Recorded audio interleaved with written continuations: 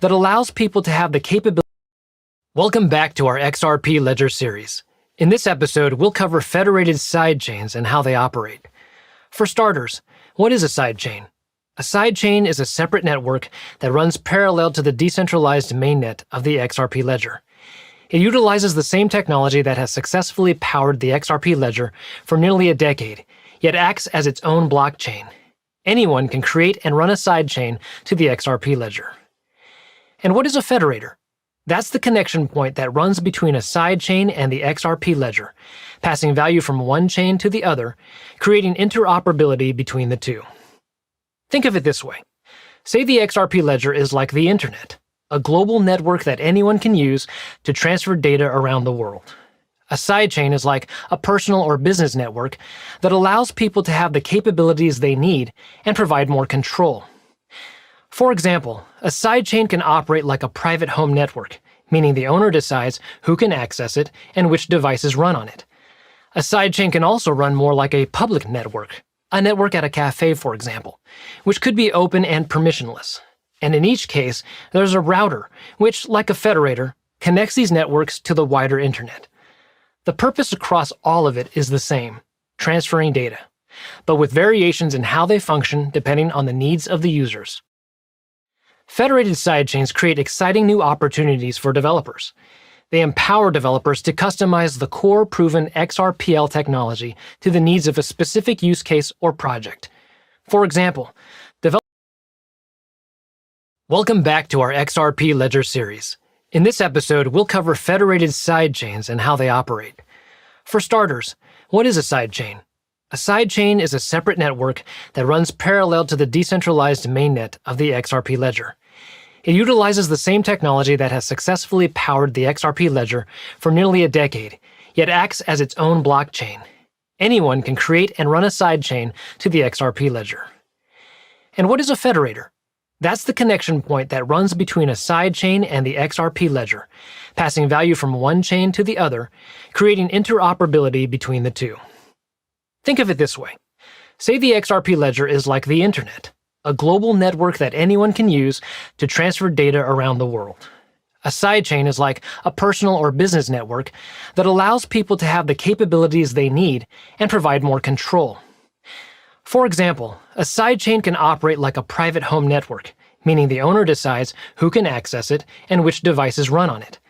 A sidechain can also run more like a public network, a network at a cafe, for example, which could be open and permissionless.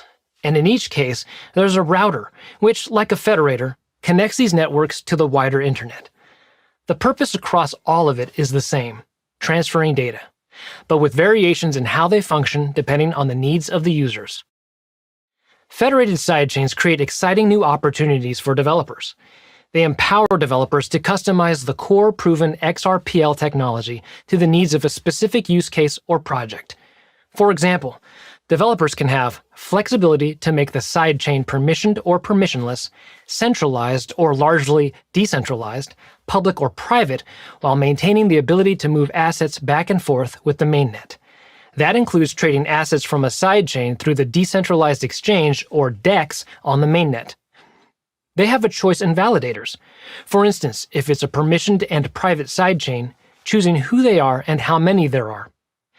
Developers have flexibility in other system rules, like transaction fees and reserve requirements, which could be removed if the developer wanted to do so. They also have the opportunity to temporarily manage a sidechain and shut it down after it has served its purpose. And finally, developers can employ other innovative design characteristics that can be tuned to specific use cases like tokenization, DeFi, or payments. Note that successful new sidechain features may eventually be ported to the XRPL mainnet if the community votes to approve the proposal. So why are sidechains useful? Because they allow developers to easily and freely experiment with a ready-to-go system based on the Ledger's technology.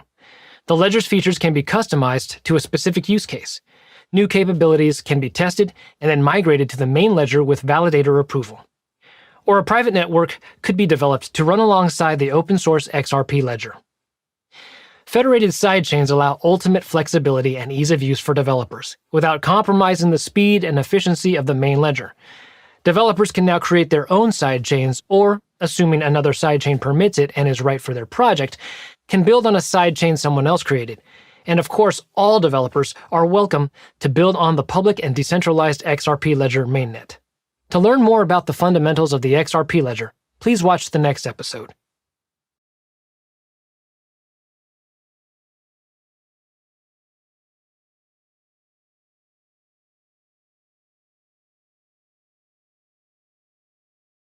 Hello, welcome again to our series on the XRP ledger. In this episode, we'll cover the decentralized exchange and some of its features. The XRP ledger was the first blockchain to feature a decentralized exchange, or DEX. The DEX allows anyone to directly buy, sell, and trade assets of all kinds without having to go through an intermediary, like a bank. And it's built to enable a highly efficient exchange of currencies, or of more unique forms of value. For example, if one person creates an NFT for a piece of artwork, they would price that NFT in a specific currency. But a buyer might want to purchase it with a different currency, or even with another kind of value, like gold. The XRP ledger will automatically look on the decentralized exchange and find the best way to make that exchange for the buyer and seller through the DEX. The two innovative ways this happens on the DEX are auto-bridging and pathfinding. Auto-bridging uses XRP as an intermediary asset to complete a transaction between two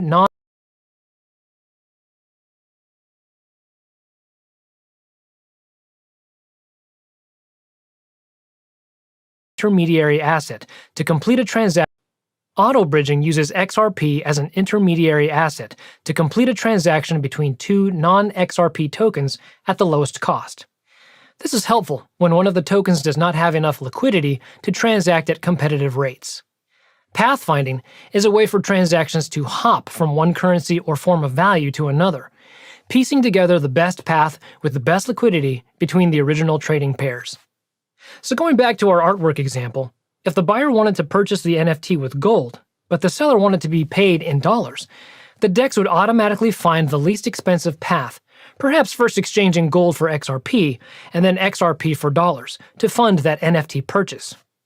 When it comes to trading currencies, the DEX allows a maximum to be designated on bids and asks, so a seller can offer a certain amount of a cryptocurrency and specify they would be willing to sell it at or above a certain price, and somebody else can place an order that says they're willing to buy that asset at or below a certain price. Because there's no central party, everybody is treated fairly in terms of buying and selling. Everybody gets the same rate, everybody has the same opportunity, and of course, when using the DEX, you get the built-in benefit of the XRP ledger. It's very fast and cost-effective to transact on. So transactions can be completed within 3 or 4 seconds at a cost of thousandths of a cent. To learn more about the fundamentals of the XRP ledger, please watch the next episode.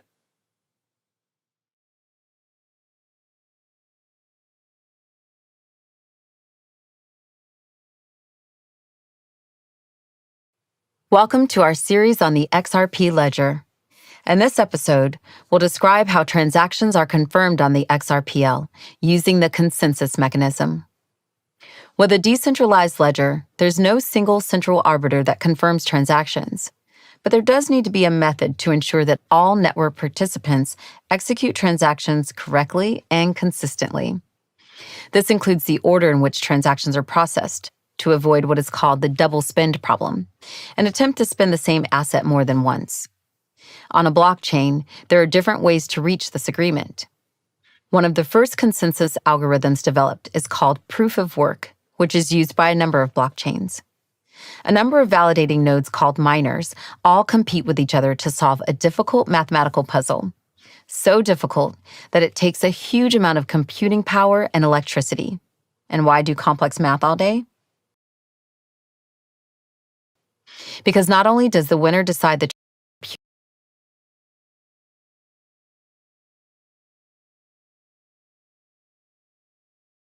computing power and electricity.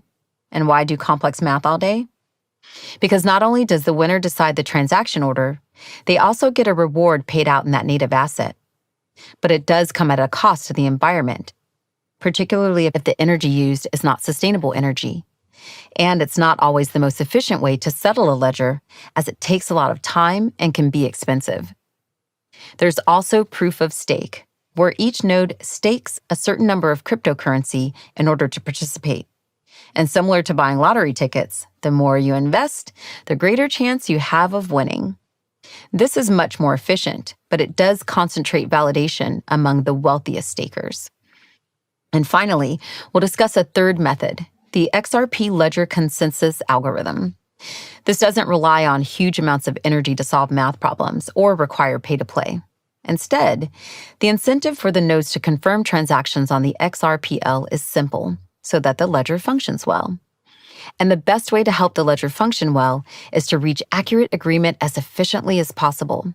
So within seconds, a number of diverse and independent nodes rapidly compare notes on a set of transactions until they agree on the processing order and confirm the transactions. Because this happens within seconds and isn't based on solving complex math problems, it only uses a tiny fraction of the energy that proof-of-work blockchains use. In fact, the XRP ledger is the world's first major global blockchain that is carbon neutral, so it's more environmentally friendly. The XRPL node operators want the ledger to function well for a variety of reasons. Many actually use the ledger, others are researchers or innovators, and others simply believe in the project and its ability to power progress. And the diversity of this group and their interests is what helps keep the XRP ledger decentralized and secure. To learn more about the fundamentals of the XRP ledger, please watch the next episode.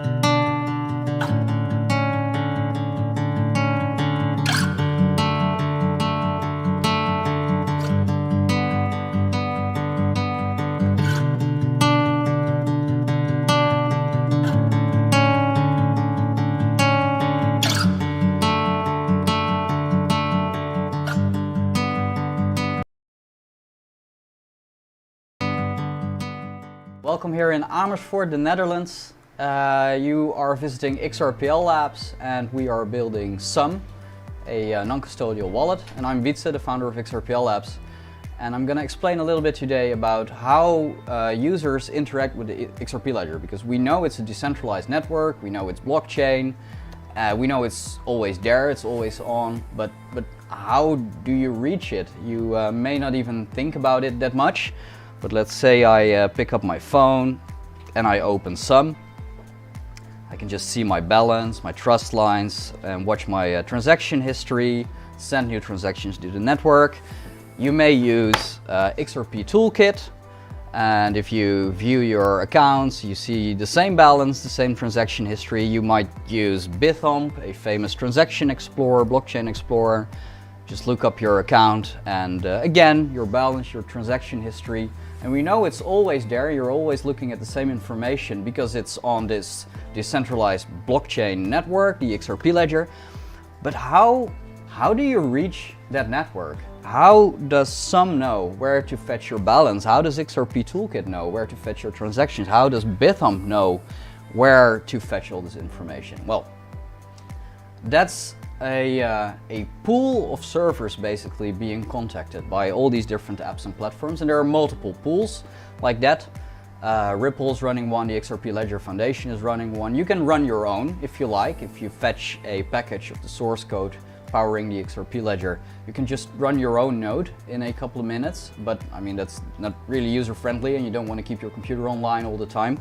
So there are a couple of these pools where you connect to, and one of the most used pools, the most commonly used pools, is xrplcluster.com, a project by the XRP Ledger Foundation, and a lot of ecosystem participants contribute time, resources, capacity to this pool.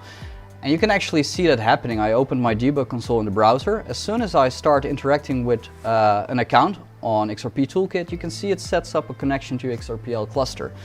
Same thing happens here at the Bithump Explorer, and you can even see multiple of these pools and select one in Sum. If you go to Settings and you go to Advanced, you can select the node, the cluster, the pool, and XRPLcluster.com is the standard pool. You can also select, let's say, s2.ripple.com or one of the testnets. Well, this looks like just a domain, xrplcluster.com. Sounds like I can visit it. You can, and you will find this website. But that's actually not what it's about. If you press the Start Now button on xrplcluster.com, you can press the Connect button. You will see a sample. What happens here is, well, you can see in 158 milliseconds, I'm being connected to the XRP ledger, and I can see the ledger numbers, and you can see it increment every 4 seconds because a new ledger closes. And this is not just one machine sending this information to you. That wouldn't be redundant, and that wouldn't be able to handle 13,000, 14,000, 20,000 connections simultaneously. That's a whole pool of servers, and these servers are being operated by me for XRPL Labs, by individuals contributing enterprise-grade hardware to this pool, to the XRP ledger, and all these servers work together to allow people to interact with the XRP ledger. My name is Robert Swarthout, and I run both XRPL Full History Node and Validator. In the summer 2020, I was fortunate enough to have won the PayString Hackathon, and with my winnings, I was trying to find a way to reinvest back in the ecosystem. After some conversations with Jeudi, we settled on setting up and running a full history node would be the most beneficial. I was up and running in the fall of 2020. My full history node sits behind the XRPLcluster.com cluster of servers that support many of the requests that your XRPL wallets probably interact with. So I just explained about your browser and a client like Sum on your smartphone connecting to xrplcluster.com and the XRPL nodes, and I'm going to use the whiteboard to explain it a little bit more to make it a bit more concrete. So let's say you are here with your smartphone and you want to fetch your balance and transaction history, or you're using xrptoolkit.com on your laptop. So how do you actually reach out to the XRPL? How do you connect? So there are all these nodes here, and together they are the decentralized XRP ledger, and they all talk to each other. So they all have relationships, trust relationships with each other, and connect to each other. And if one of them drops off, that's not a problem, because they have connections using another route as well. And you actually need to reach out to one of these nodes, or like I said, you can run your own, which isn't really feasible because you got to keep it online all the time and got to keep it in sync. So there are these entry points basically to the XRPL ledger, like xrplcluster.com. So your phone or computer reaches out to one of these known entry points. And then this entry point, xrplcluster.com or one of the others, has a connection to a whole bunch of these nodes everywhere around the world. And some of them may be working just fine, some of them may be temporarily offline. I mean, can be for upgrades or something unexpected. And they're all either really close to you or farther away, because I mean, I'm in the Netherlands and one of them is running in Australia. So you reach out to this cluster and it will check where you are, what your latency is, where one of these other nodes are, and it will then loop you to one of these nodes. So then a connection is set up between you and one of these nodes. And now if you ask if you send certain queries, they will be sent to this machine, and this machine will reply them, like, what's the current ledger index? What's my balance? What's my transaction history? So it's really important that there are these entry points, because they are your gateway to the XRP ledger. They are Not necessary, but they make it a whole lot easier to connect to the XRPL. So these blocks, these machines, what are they? They can be any computer. You can run the source code powering the XRP ledger on your laptop, but you got to keep it online all the time if you want to interact with the XRP ledger. So these machines, online all the time, always with capacity to serve clients, they are servers. And behind me, you, there are a few examples. Now, of course, these machines usually run in a data center with good cooling, good power, infrastructure to the internet. These are new ones and I'm installing them, so they're running here at the office, allowing us to shut down the heater without getting cold. Running a full history node on a day-to-day thing varies. Some days there's more to do than others. You might update RippleD or operating system patches, as you would with any other sysadmin activities. Other days, quite honestly, I don't have to check it, knowing that I have good monitoring in place. One of these machines, there's one right here. This is actually a tower of 11 of them. One machine, not that high, they're all the same shape because that's how you rack them in a data center. And every machine has a bunch of hard drives, memory, CPU, all the things you can find in a normal computer. They're basically like any other computer you use at home, except there's a lot of hardware, a lot of capacity in one of these machines. I'll take you to one of these machines. What you see right here is a machine with a lot of memory and a lot of hard drive capacity, and they're really, really fast hard drives because that's what the XRP ledger needs. So each one of them is equipped with 8 hard drives of 4 terabytes. And these are full history machines. The ones you saw right there, they have only 2 hard drives. They're non-full history machines. Full history machines know all the transaction history from the inception of the XRP, back to the inception of the XRP ledger. So if you query your transaction history, you scroll down in Sum, you will actually be sending your queries to one of these machines. And by the way, XRPLcluster.com makes sure that based on the query you're sending, you're always getting looped to a machine that can handle the query correctly. Those machines they're non-full history, and they will answer your requests about the current state of the XRPL. What's my balance now? What are my trust lines now? What's the content of the offer book for a certain market right now? And they're configured to be optimized for handling that kind of query. Now these machines, each one of them simultaneously handles about 2,000, 3,000 clients. But you don't want to max it out because that's when a connection becomes flaky. So XRPL cluster distributes all the queries across a whole number of machines. There are 24 machines powering XRPL cluster right now, 24 full history machines, and another 20 non-full history machines, and 3 machines answering pathfinding and order book queries. And then 8 more of these machines doing only transaction submission. That's over 200% more capacity than we had a couple of months back. We increased the capacity significantly thanks to a lot of generous community donations as well. There's a great community around the operators of full history nodes, and we are always sharing ideas on how to improve the situation and make things better for all users. If you're interested in supporting running a node, the best way to probably support is just donating to the recent project that vState was tweeting about. It takes a lot to run a node, and just a few dollars or euros or whatever your local currency is helps support this great community. Thanks. If you look on my screen, you can see a status dashboard for XRPLcluster.com.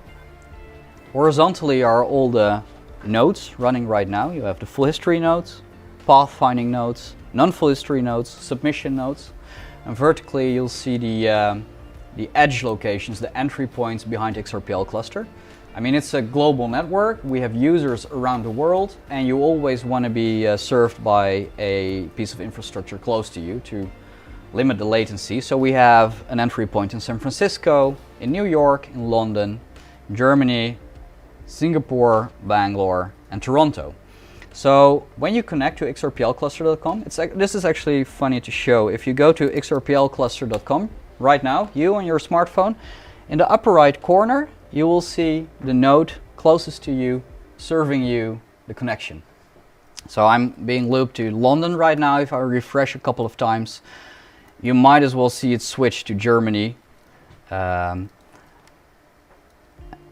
the good part is that if there's an outage, which rarely happens, but let's say the entire cluster in London drops off, it will automatically notice and loop you to probably Germany based on low latency if you are here in the Netherlands. Now, all the numbers here between the horizontal nodes and the vertical edge locations are the amount of clients being served right now. The interesting part is that we wrote code to detect the health of a specific node, and if a node isn't healthy, all clients will be automatically migrated to one of the other nodes, or scattered basically around over the other nodes close to you. And that's really helpful because this happens seamlessly and the client won't notice. And the way this works, and you can see it right here, we have a piece of monitoring running here. Every 15 seconds, a monitoring application reaches out to all these nodes and it fires a couple of queries. What's the current ledger? What's your transaction history? And if the node doesn't reply, doesn't give the expected response, or takes too long to do so, we consider the node unhealthy and we migrate all the clients. And then it automatically, if 15 seconds later the node is behaving again, or a minute later, it will start accepting new client connections. If a node is offline for too long, or the response is really unusual, then we'll get a notification, we being the people contributing time, resources, skills to the xrplcluster.com maintenance and the ones operating the nodes. Everything is clear right now. If you would see a line behind it, there's something wrong with a node. Now, you can imagine that if, let's say, you have 8 full history nodes running around the world, serving all these clients, if one drops off, or maybe 2 drop off at the same time, you will definitely feel it in available capacity, especially with, well, right now we're looking at 12K connections. We've seen moments with 30K connections.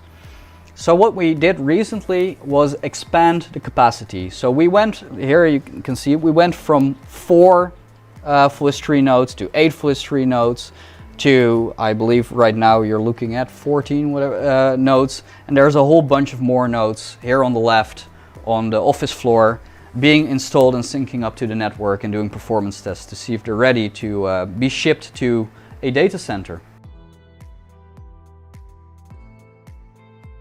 So let's open one of these machines to look what is inside.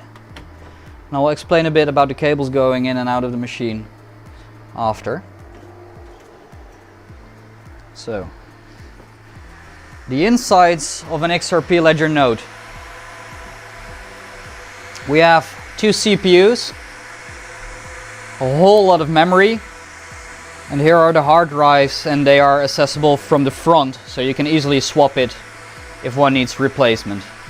And right here, you have the network card, 10 gigabit connection, and a really interesting part sits right here. You see a cable going in here.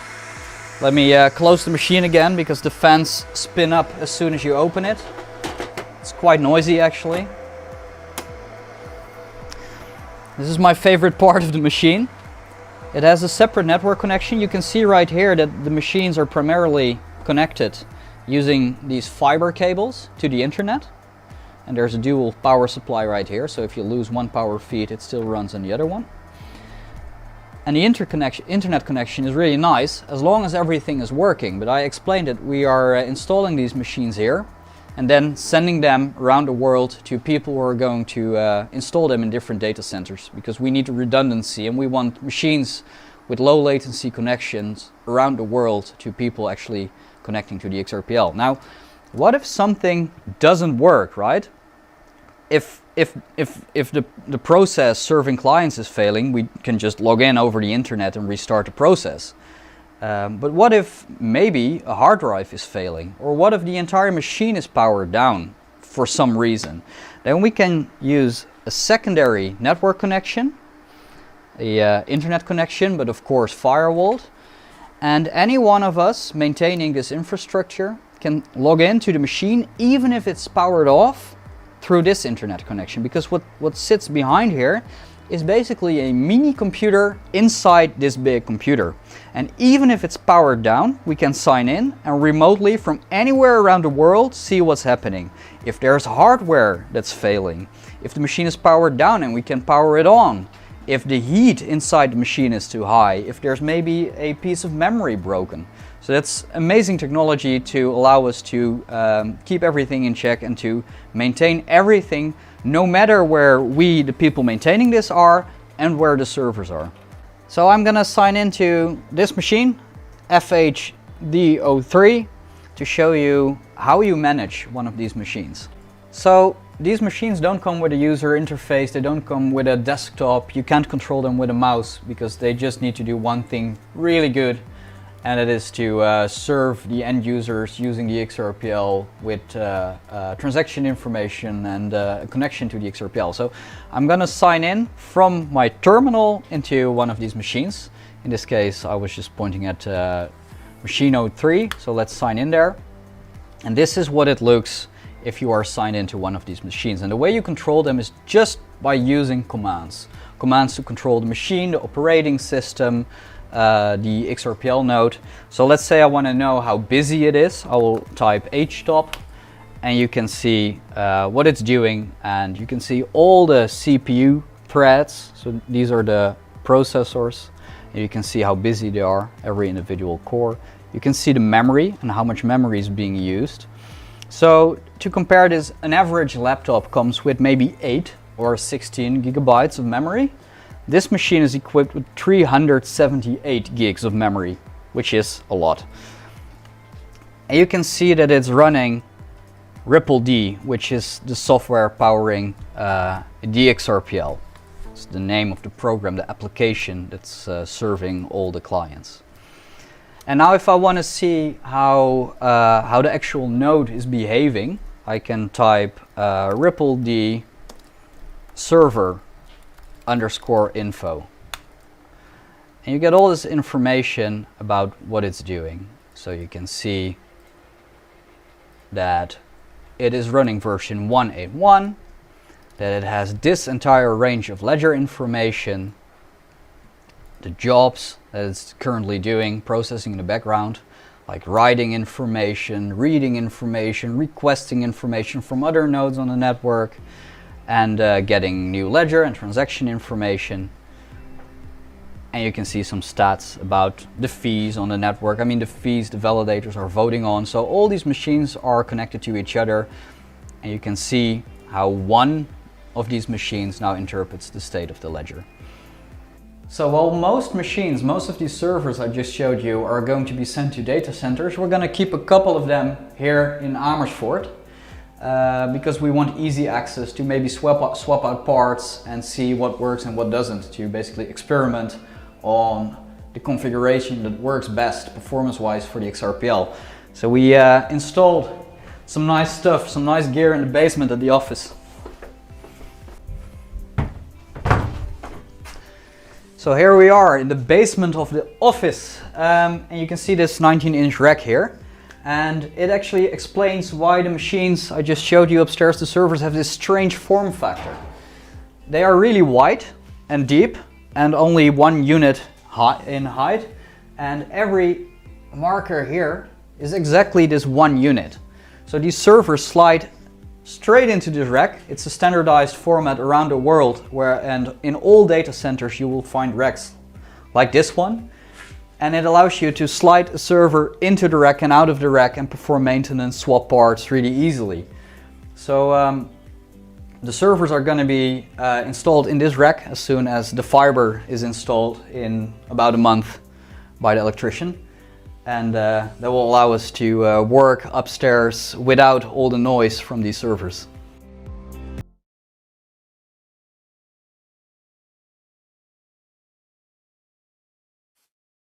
Welcome to this virtual fireside chat. There's no fires. There's actually not even 2 people next to a fire, but we're going to try to talk about some interesting topics here for you. I am Paul Vigna. I'm a reporter at the Wall Street Journal. I've been covering Bitcoin and digital currencies since about 2013. I am joined today by Chris Larson, who is the co-founder and executive chairman of one of those cryptocurrencies, Ripple. Chris, how are you? I'm doing great. Thanks for being here today. It's too bad we're not here in person, but nice to be here virtually with you. Right, exactly. So let's just jump right in.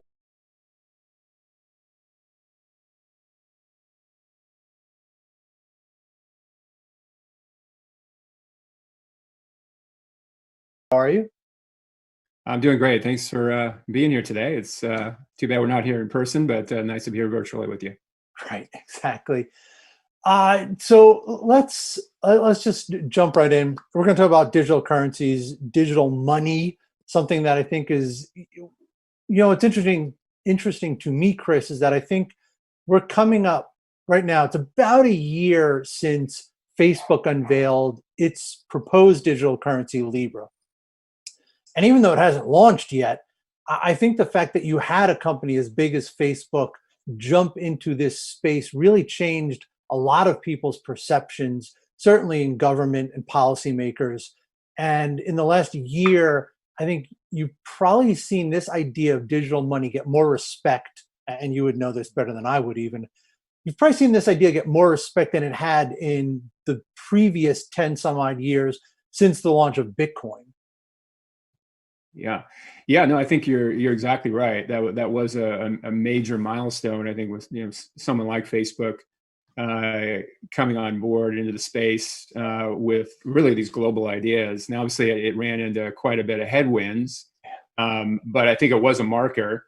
And we're kind of it is a little bit of a new ball game, and I think a little bit of the response to that, frankly, was what you're seeing in China, with China now coming out with a central bank digital currency, and I know we can talk more about that if you'd like, but that's pretty major. So this is clearly global. I think sort of the early kind of feeling that, hey, this is going to change the world.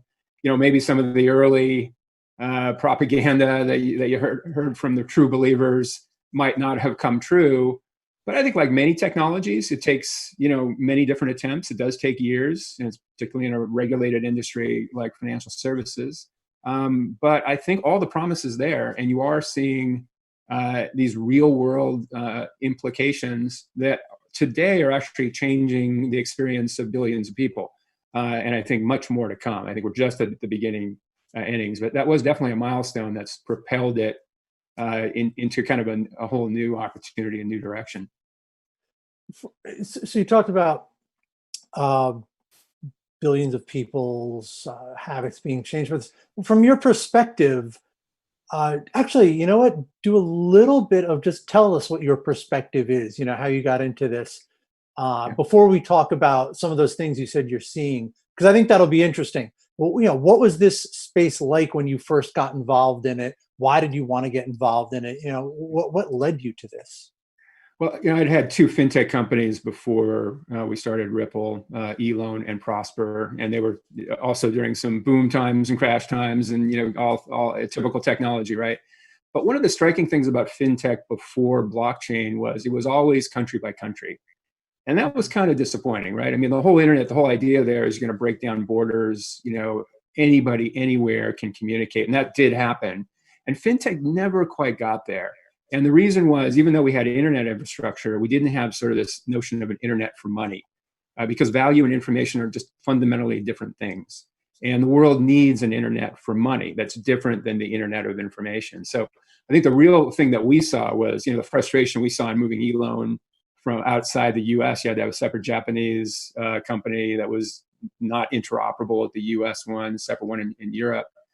The real promise here was, oh my God, this is an internet of value. We in early days, you didn't know where that was going to go. And there was just, again, a lot of crazy talk. Clearly, they were going to blow up all the banks and, everybody's just going to hold money individually. That did not happen, obviously. And it's a good thing it didn't. But I think that everybody kind of gravitated to, okay, this is it. This is that final step in what the internet always said it was going to do, but for money. And now you layer those things on, and we always talk about, if you have an internet of information, if you have an internet of value, and you have kind of the ability to ship goods anywhere, well, we have that with shipping containers and global shipping. We have that with the internet. Once you complete the picture with an internet of value using blockchain and blockchain-like technologies and virtual currencies, that's globalization completed. And that is incredibly exciting. I would argue globalization is having all these problems because it's incomplete. It's a work in progress because we're missing this key ingredient. So that was the exciting part, and it remains the exciting part. And we're now seeing it. Ripple now, we have 300 financial institutions. We're an enterprise company. We think enterprise is the way you're going to spread this the fastest. 300 financial institutions globally, covering 45 countries that can reach 1 billion people. That's today. 24 of those institutions now are using the virtual currency as well as the blockchain plumbing. And that's fairly new in the last couple of years. So virtual currencies are today being used to lower the costs and give greater access to hundreds of millions of people, certainly. And before too long, it's going to be billions and billions of people. And that's the true promise. That's really exciting. Do you think, I want to talk about this a little bit, because one of the things that got me interested in this in the first place was this whole idea of rebuilding the financial system. Mm-hmm. Trying to come up with something more egalitarian, something that was more accessible to people. And I have to be honest, I think one of my disappointments, and I don't know if this is just a perception thing, honestly, one of my disappointments is that I don't think it's gone as far as I expected it would. And to be honest, I don't even know if it's fair to say what I expected in 2013. But what do you think is the state of digital money right now we're more than 10 years since Bitcoin was introduced. Do you think it's lived up to its potential? Do you think it's fallen short a little bit? Has it just been harder to create a new kind of money than anybody anticipated? Yeah, I mean, those are great points, right? And I agree with you.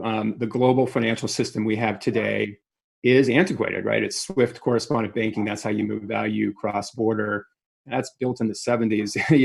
Its days are numbered. It has to be replaced. So that was one of the things when Bitcoin came along was, okay, is that the thing? And again, is that the internet of value? And I think a couple of things, Bitcoin has its own idiosyncrasies that make that sort of difficult. One was, I think, the early boosters of it were true libertarians who believed you could go around the existing financial infrastructure. I think that was a mistake because it's the incumbents already have billions of people. It's too expensive. There's lack of access. There's too many errors. It's too slow. Yet, a lot of what they built works really fine. They just got to fix a couple of things. So it would have been better if Bitcoin early people, I think, would have worked within the system. Bitcoin also has some other issues. It's a probabilistic settlement, right? Because miners can undo things theoretically, and it uses a lot of energy. But so I think also you're right. It's disappointing that Bitcoin kind of went into, hey, we're about store. Remember all that payment stuff we talked about? Well, we're about store value, right? Yeah, and that's kind of largely wealthy people, right? I mean, it's kind of cool and it's kind of digital gold, and I think that's a great use case for it. But it isn't the promise of billions of people coming online. You've got to work within the system to change the system. That's sort of the path that we've taken. And you also, by the way, they have to have a very efficient, not all of these digital assets are the same. Mm-hmm. Bitcoin uses a lot of energy that's costly. Someone's got to pay for that.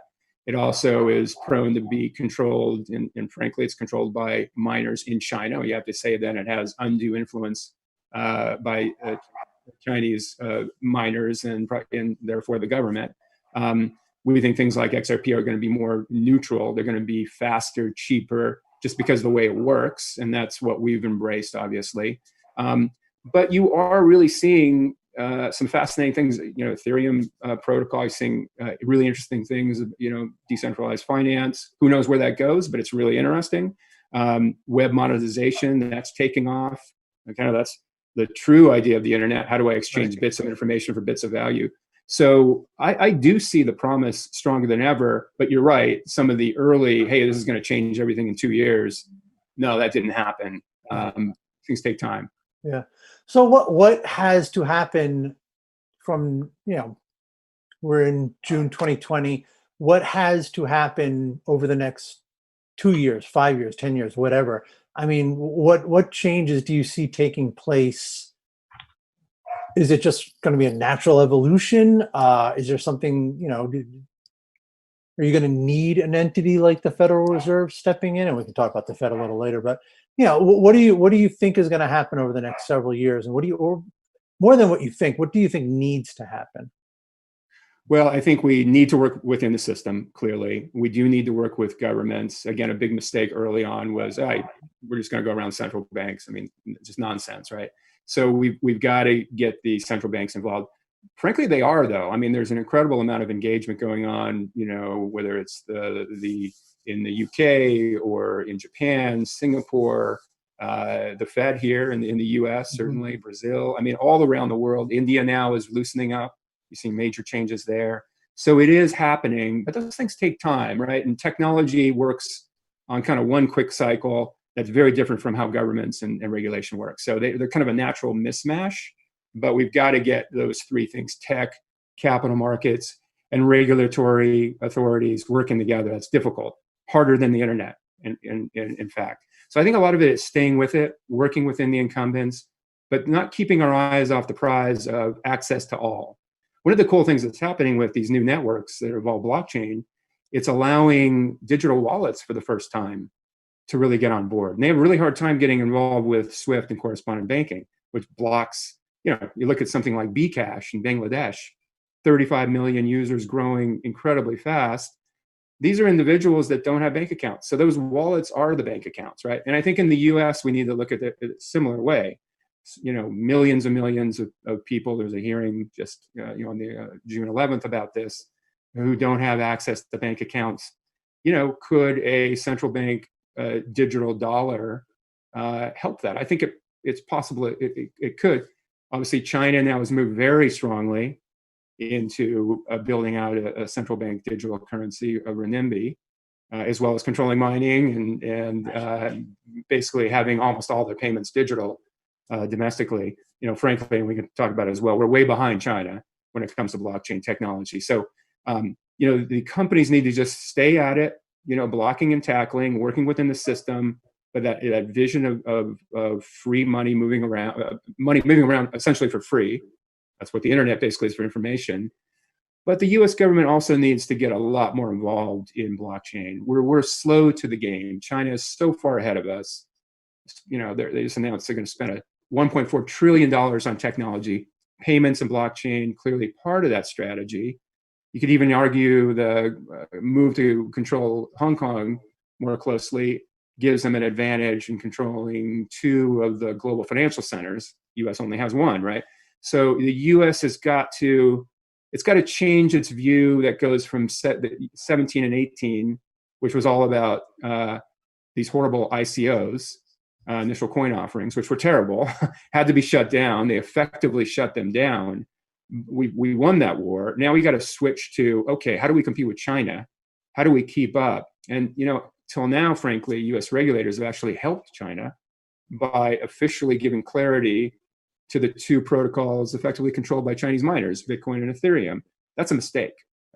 We've got to also give clarity at least, and maybe even support, if this really becomes a tech cold war like it's looking like it will be, to technologies that are more favorable to US and its allies' stewardship of the next gen global financial system. Otherwise, we face a potential catastrophe. I don't know what the odds are, but there's some meaningful probability if China was to get control over the next gen financial system. I mean, that could really be devastating to American power and its allies' ability to make payments to defense payments to an ally. American banks that might be blocked or throttled back on how fast their payments go. You could even see some terrible situation where a U.S. company that has a low Chinese social credit score could be blocked from that new infrastructure. Those are bad outcomes. Even if there's a small percentage chance that happens, we've got to check that to make sure that we're involved and we're competitive as a country. Yeah. Again, it's interesting. You talk about what's happened over the last year since Facebook announced Libra, and you just kind of highlighted a bunch of them, right? China ramped up its development of its digital renminbi, and that is going to now be part of their policy arsenal. The US government is, it's interesting. Right after Facebook launched Libra, there were some congressional hearings, and a lot of them were basically along the lines of, what is this and why is Facebook doing it? The hearing last week was really interesting. It was the House Financial, I wrote it down because I was going to forget it. It was the House Financial Services Committee? I think that's right. Yeah. I think that's right. If I'm wrong, everybody give me a break. I'm trying to do it off the top of my head. But the hearing last week it was two-pronged, and it was basically, can we use this technology to help get out some of these benefit checks from the pandemic relief bills? But it quickly kind of morphed into, well, maybe we should just be talking about a digital dollar. And look, I don't think we're close to having a digital dollar, but the fact that it's being talked about very seriously in Washington, I think shows how fast at least minds are changing. Mm-hmm. They may not be near doing it, certainly not as close as the Chinese. So I think you do have that sort of shift in mentality among governments, among lawmakers, not just in China and the US, but everywhere. Yeah. But what I think is interesting, let's talk about this a little bit now, is so China's, they are much further along in getting a digital yuan launched and running and out there and everything. I think you have, up until recently, and Bitcoin kind of made this part,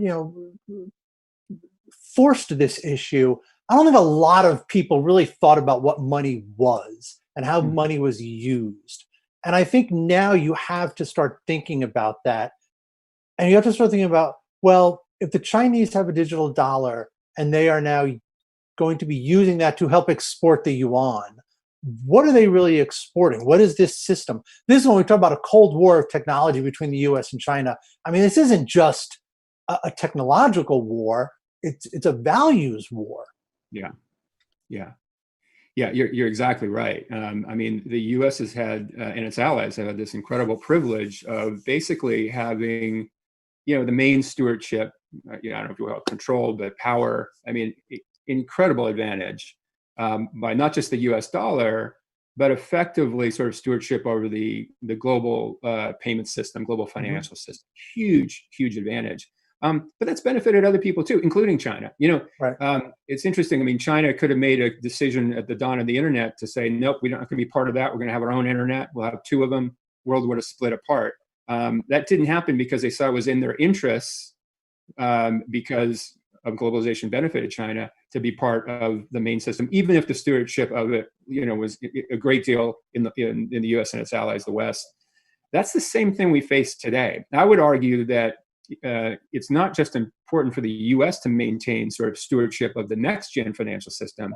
I'd actually argue it's better for everybody, including China. And I think if we play our cards right, like I know we're in this tech Cold War now, but that's going to pass 5-10 years, who knows how long. But I think we can get to a place where China would be comfortable, and then the world is kind of organized in a single system again. And I bet that does involve blockchain technology, interoperability protocols, central bank digital currencies from all the major areas, with probably a virtual currency acting as the bridge, right? Because it's neutral, and it doesn't carry, to your point, it doesn't carry not only the capital controls and the various rules of, let's say, U.S. Treasury, for example, but also doesn't carry, and this is much less the case in the U.S., right? Because it's a liberal economy, right? It's exporting. Hey, everybody's free to do what they want to do economically. It doesn't carry a lot of weight to other countries where a virtual currency doesn't have any of that, right? Because there's no counterparty at all. So virtual currencies will be really key in that kind of a world.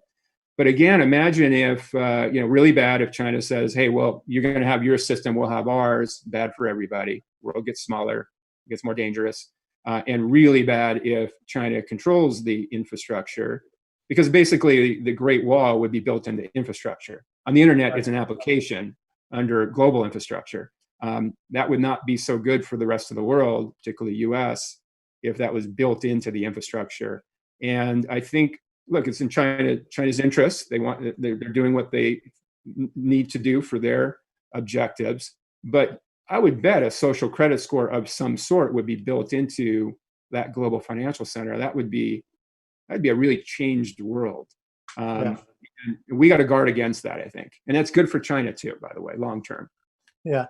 It's funny because I could not imagine ever in my lifetime using sitting here in my house in America, using a digital yuan. I don't see that as the real threat when we talk about China and the digital yuan and them exporting it and having whatever leverage over an international monetary system. I do see them having a lot of leverage in Asia, right? I mean, they can coerce all their trading partners to start using this, all their neighboring countries to start using it. And that is, it's not a small area of the world. I mean, that is a huge part of the world. And through this yuan, they export Chinese values. You get people on your financial system, you get people under, nominally under your control, you exporting your own values. And it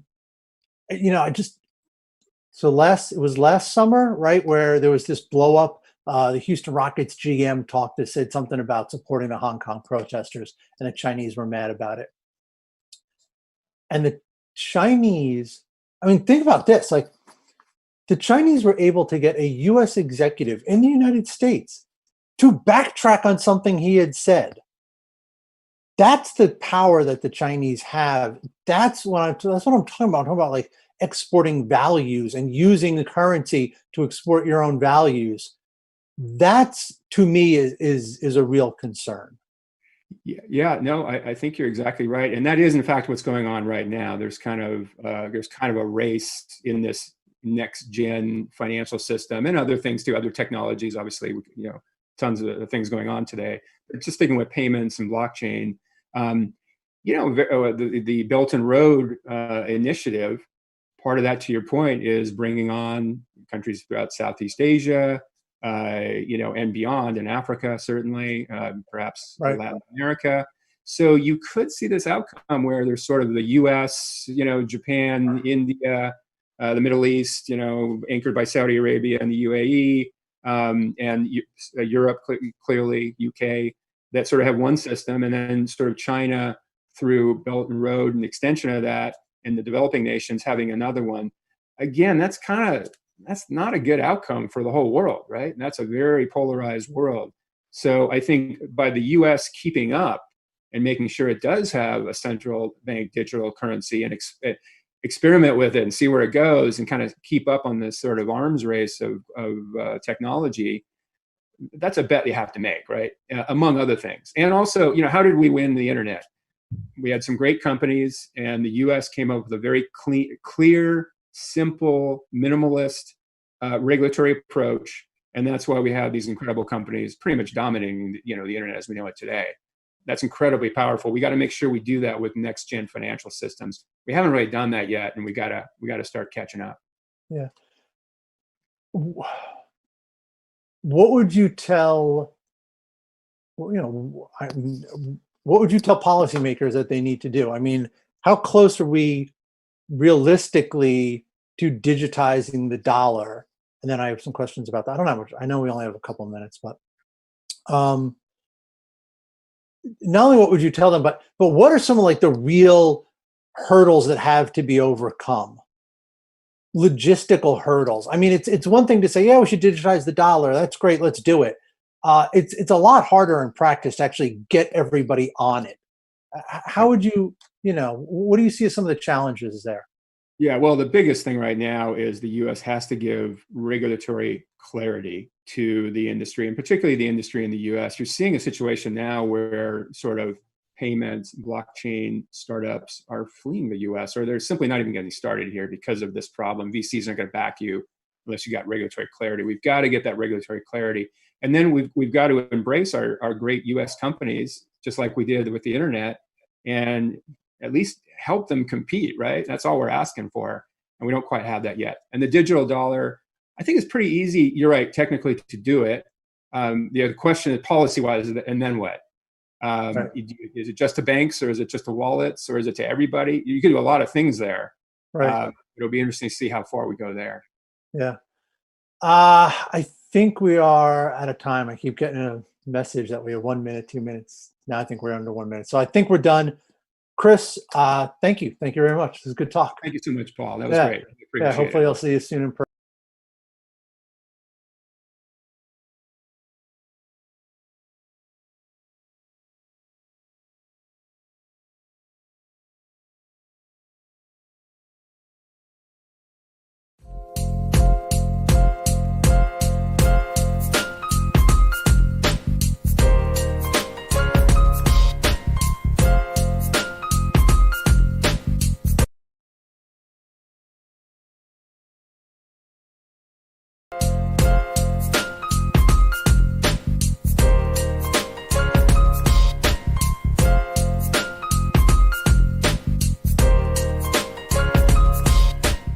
Hi, it's Connor Svensson here, founder and CEO of Web3 Labs. This is a conversation I had with Julio Farah, co-founder and CEO at Adresse.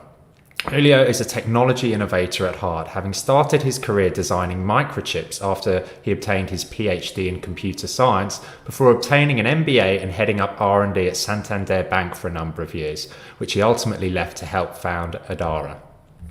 In our conversation, we cover a lot of ground, including how he approached innovation at Santander and managed to get them looking at blockchain innovation opportunities over 5 years ago.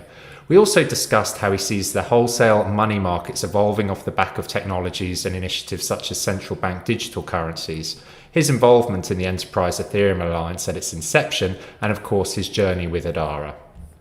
Given Julio's deep knowledge of technology, finance, and innovation, I found this conversation fascinating as he really understands the inner workings of the money markets and how blockchain can benefit them.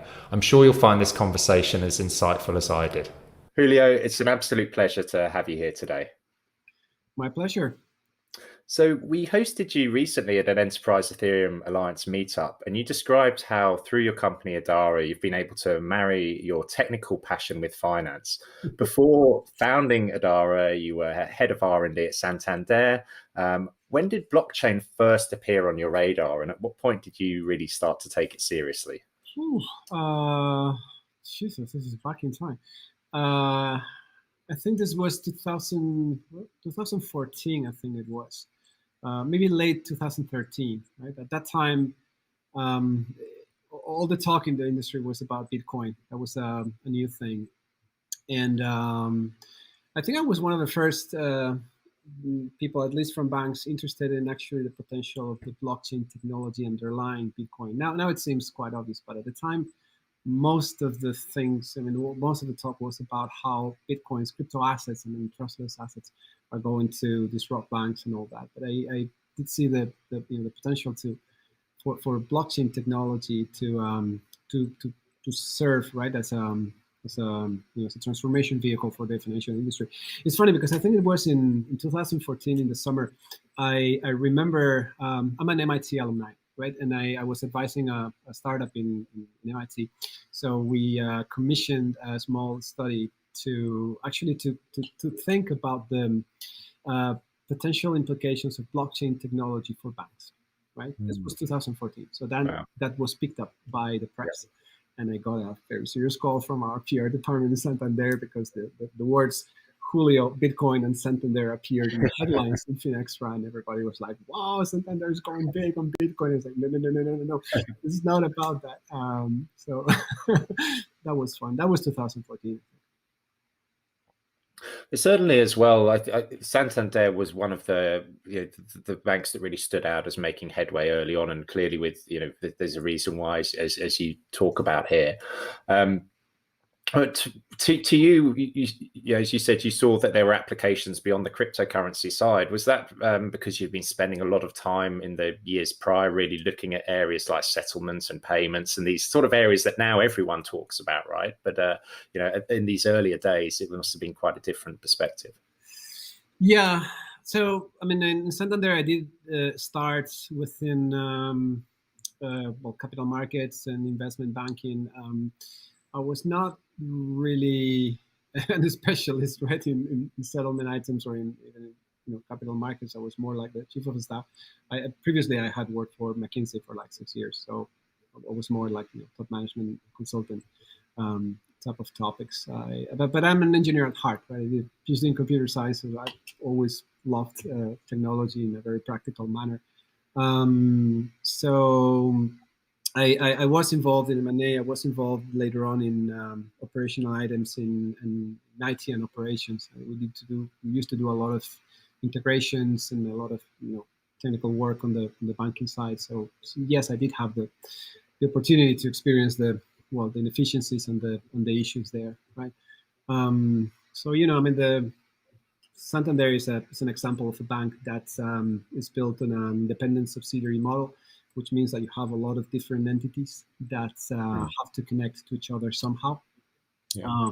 Connecting banking systems is a very difficult thing, right? And it's a big blocker of innovation, right? Banking systems have been built to be secure, not to be interactive. Right? Whenever you want something to be secure, what you do is you put it in a safe. And that's what we've done with core banking systems. And I'm very happy it's that way because it's our money, what they, what they're safekeeping, right? So, when you try to use these things to actually do new payments or capital markets applications, but you need all these systems to talk to each other, it's very difficult. You need messages, you need reconciliations, you need all kinds of cybersecurity mechanisms to make sure that all these things are secure. You need to treat authentication in very, very serious terms, right?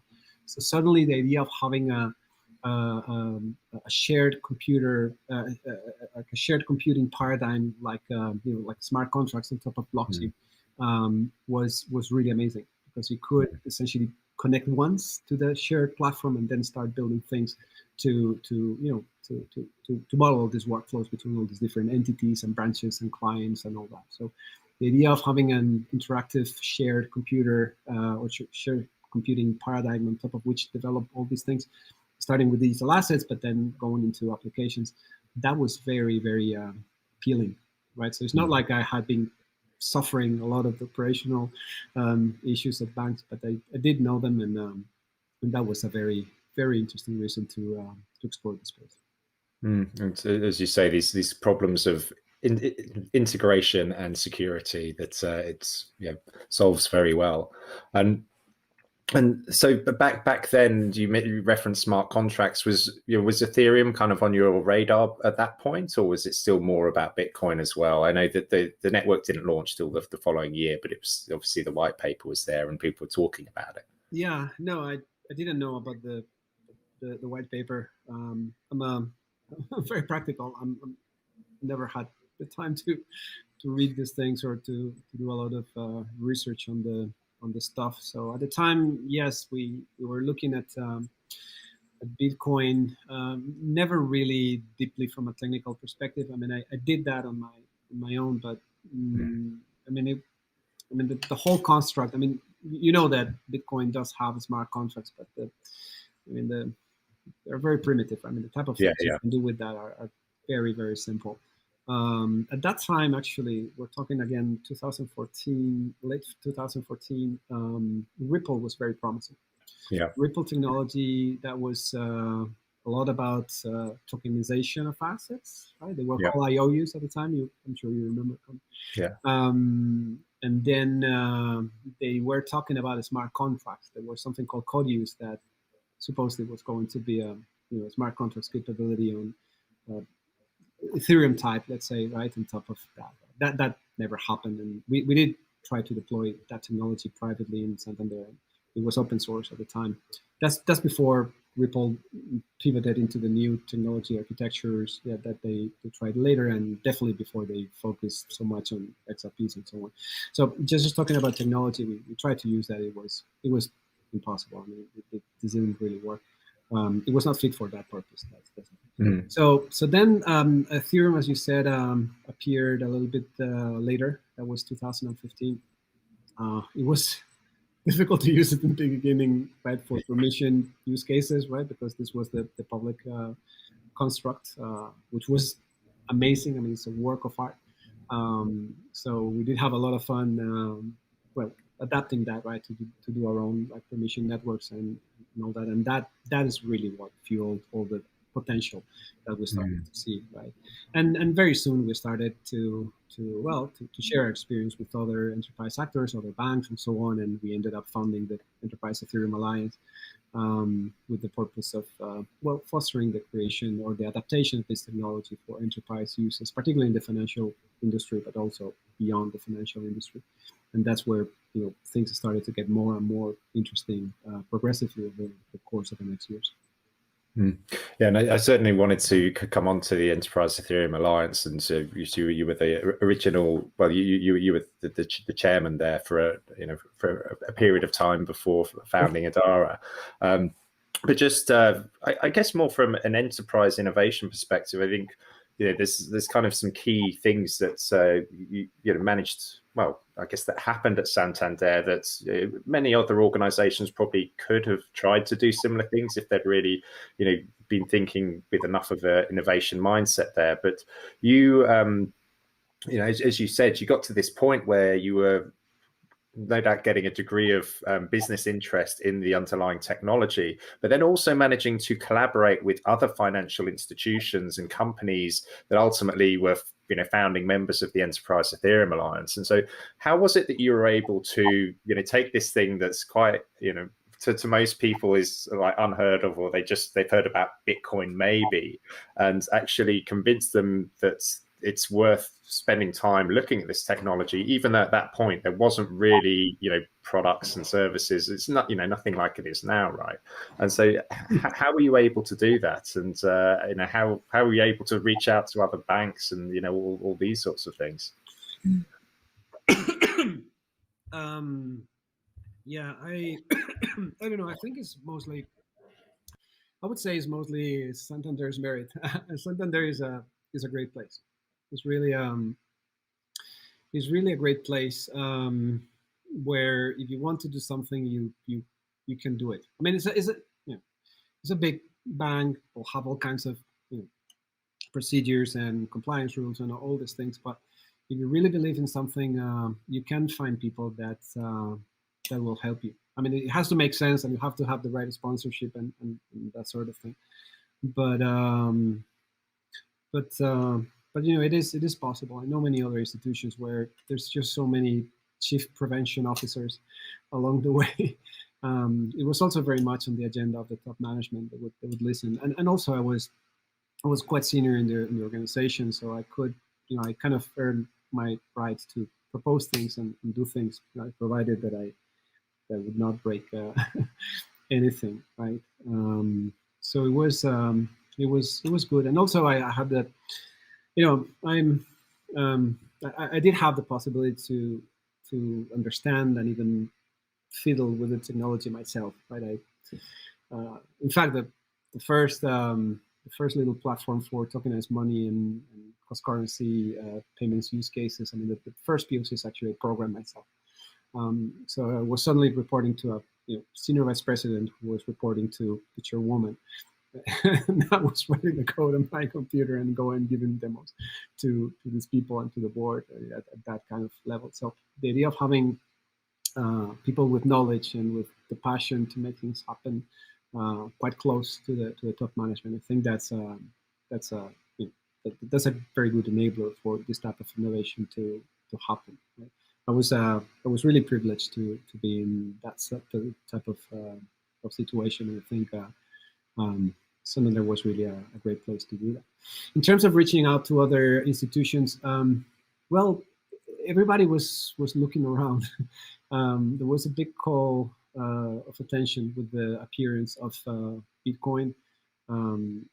Later on, it was even more so when Libra came up into the market. I know that's a lot farther away down the line, but yeah, sure. It was a huge call for attention as well. So people, got the importance, right, of getting into collaborative mode, because it was the whole financial system was going to be under attack, not really a competitive situation. So people started to be quite enthused about this idea of competition. Like, let's cooperate to build the industry utilities and the different infrastructures that we'll need in order to be able to carry on our jobs and compete, right? And there are many other examples. I mean, all that thinking, for example, is what was behind the creation of the utility settlement coin that later became finality, right? So this was three of us in Deutsche Bank and UPS and Santander. We then invited people from Bank of New York to do that. And again, nobody would see this as a competitive thing or as a collusion thing or anything like that. It was more about collaborating to create utility type infrastructures that could be used by the industry in order for everybody to, first of all, get efficiencies, and second, be able to compete and develop new businesses and products. It was a great time, and I'm not seeing a big change on that, frankly, in the past years. I think collaboration is still strong and is going more stronger and stronger. I think technology is also a good enabler of that, because now it is a lot cheaper, right, to do these things. Now you have cloud computing. Most of the enterprise blockchain technology, like basez, Quorum, all these things, they're open source. They are quite reasonable and quite cost effective to use. And now you have good people providing enterprise support whenever you want to use it. So when there's not a big need to put a lot of investment money into creating these things, that also helps a little bit. And also the regulators are quite happy with that happening. So I think that the climate is quite good for collaboration. So that's more or less what I found. Yeah, it's fascinating to hear that, as you say, there was almost a recognition, all those years ago, that this technology is going to be so impactful that everyone needs to pay attention to it, and there was that sort of awareness there, because certainly that's not commonplace in all industries, and I think certainly people generally, right, have got mixed views on the world of finance. I mean, both myself having come from that background as well, I certainly know how the sort of the innovative mindsets, and also just how much people do want to innovate, be it financial products or find new efficiencies and so on in what is a complex space. But it's always something that's been very stimulating about that world. So it's amazing to hear that even back then you had all these people saying, there's got to be things we can jump on here. Yeah, I mean, it would change. It would vary, let's say, institution to institution, but largely that was the case. In terms of exploring conceptually and all these things, that was easy. In order to actually do things and produce things that would then need to be shared, as in IP sharing or stakes, and having stakes in JVs or things like that, things get obviously progressively more complicated, but the spirit is still there. I mean, it's always difficult to pull a JV, but I think the level of collaboration and the level of progress that we saw in, for example, when we launched the Enterprise Ethereum Alliance in the beginning, is amazing. We would get so much done in so little time, right? A lot of it was as well how consensus were instigating the whole thing. So Joe and Jeremy, particularly Jeremy, they were very, very good, right? And very, very adamant in a very, very good way. And it had the right level of transgression, let's say. Right? So we're there, we were fighting, let's say, for the common good and making it happen within our corporate centers, right? And it was possible. I mean, of course, it's also good when you deal with other people that share kind of the same sensitivity to corporate issues, right? Like confidentiality, privacy, risk management, compliance. I mean, we need to understand this. Right? Something I don't believe too much in is it's getting or trying to drive innovation through people that are not insiders from the financial industry. In many other sectors, this is perfectly possible. But within the financial industry, the sensitivity you need to have to these topics, I think, is very high. Right? I mean, there are things you cannot do. There are things you'll have to explain, and you'll have regulators board members, auditors, and all these people to understand. So you have to know your bounds, right? Your boundaries, right? You really need to know your limits. So you're able to do things that ultimately will work, right? So I think we did we did a good job in understanding each other and making it happen. And everybody was so excited and so generous and so collaborative at that time. I think it was really great.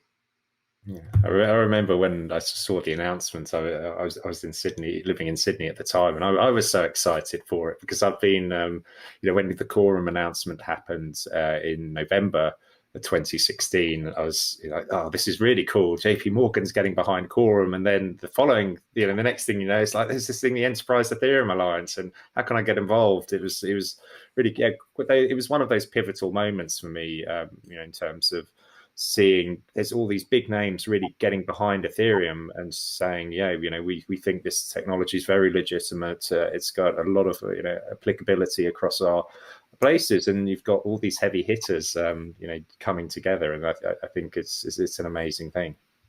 That's true. Yeah, absolutely. I remember when quorum was announced, it was a blessing. I mean, my life until then was using the public Ethereum client and mining with synthetic ether that nobody really needed, right? And everything was slow, and it was impossible to permission. I mean, to make up a permission network, and it was to few transactions per second, and of course there were all kinds of memory leaks, and it would fall down like every 6 hours, and you have to go back again, and it was quite difficult to use, right? And still we were experimenting with that based on the transformational power that we sensed it would have. So when JP Morgan released that, it was really great. And then you would call them, you would ask them for support, for help, for clarifications, and they would be so open and so generous and so responsive. I mean, at the time it was a really big thing. It was really amazing. Had so much fun at the time. It was wonderful. And so then things kind of carried moving forward, and with Santander, no doubt there was, and having seen everything that's been going on there. So we spoke to John Whelan previously on this podcast, and he sort of brought us up to speed with how it's continuing to drive forward a lot of their digital asset strategy and the blockchain related initiatives. There must have been something pretty compelling that made you decide, okay, I want to move away from from Santander doing all this great R&D and leading a lot of the blockchain stuff into actually getting something off the ground, which was Adara. And so when was it that you sort of said, yeah, this is the right opportunity, I'm going to make that jump now? And obviously you haven't looked back since. Yeah. So I was really happy at Santander. I mean, I only have good words for Santander, and will always have good words for Santander.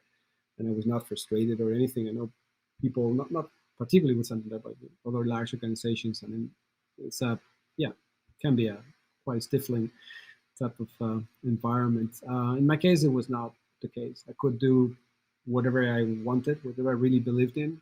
I would have the possibility to do it. Would have the channels to top management all the way to the top.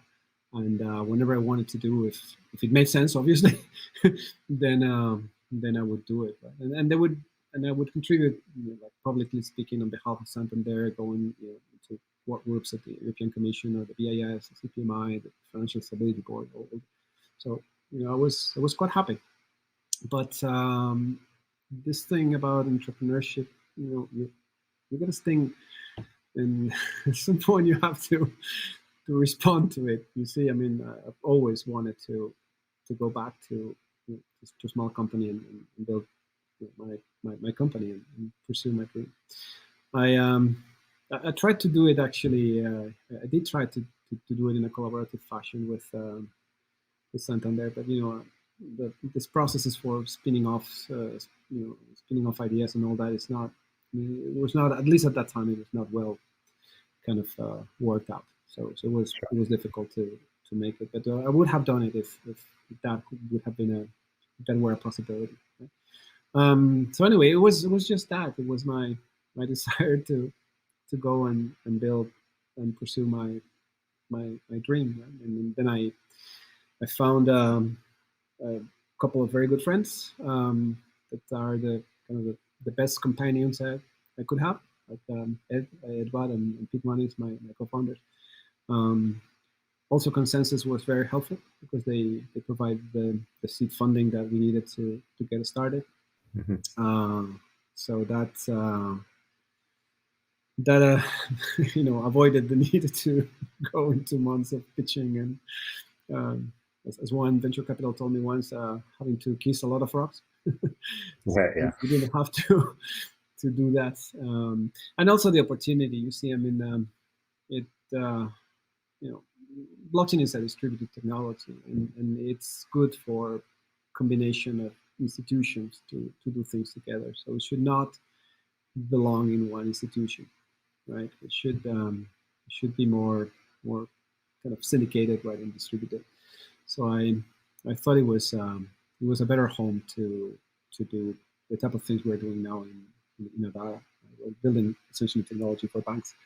So it's not the best way to do it from within a bank. So I sensed there was an opportunity. It was definitely my desire from the very beginning to do it. It's been there for years. I've found, or I've tried to find ways to do that in different moments within Santander. But in the end, you have to respond to the call, I suppose. Yeah. And that's what I did.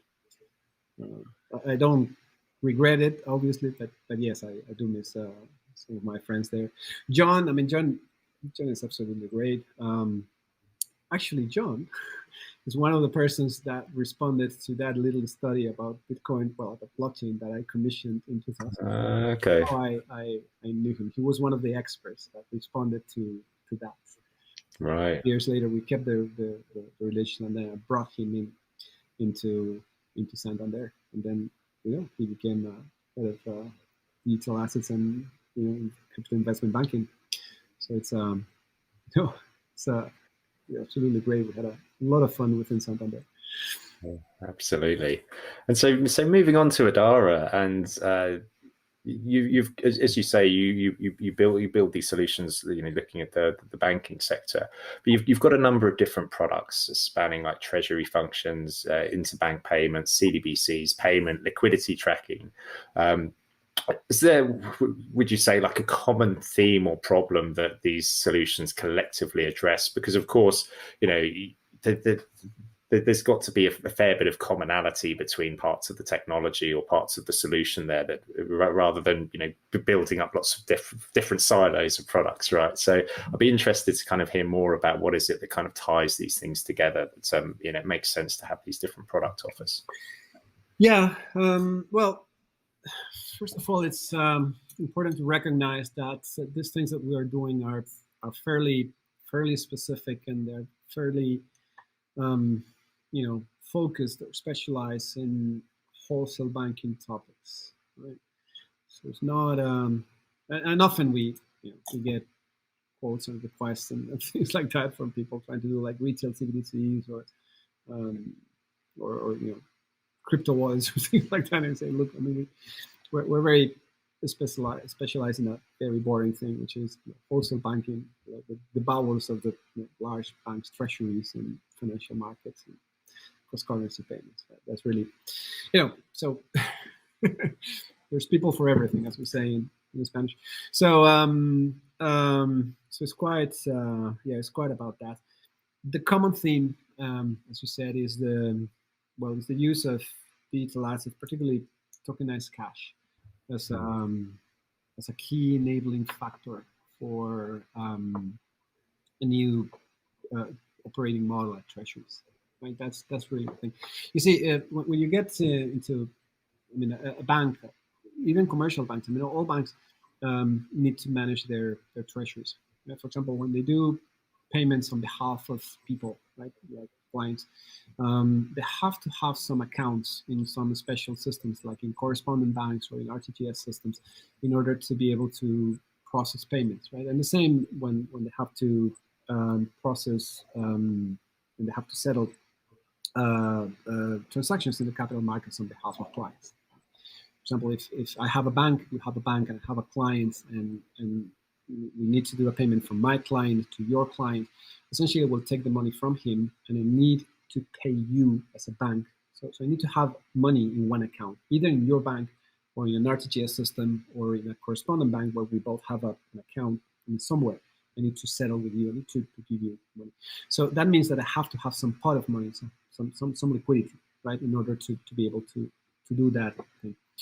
Now, today the problem is that that pot of money, the trading instruction, the payment instruction, all these things are completely separated, and they don't really work in real time.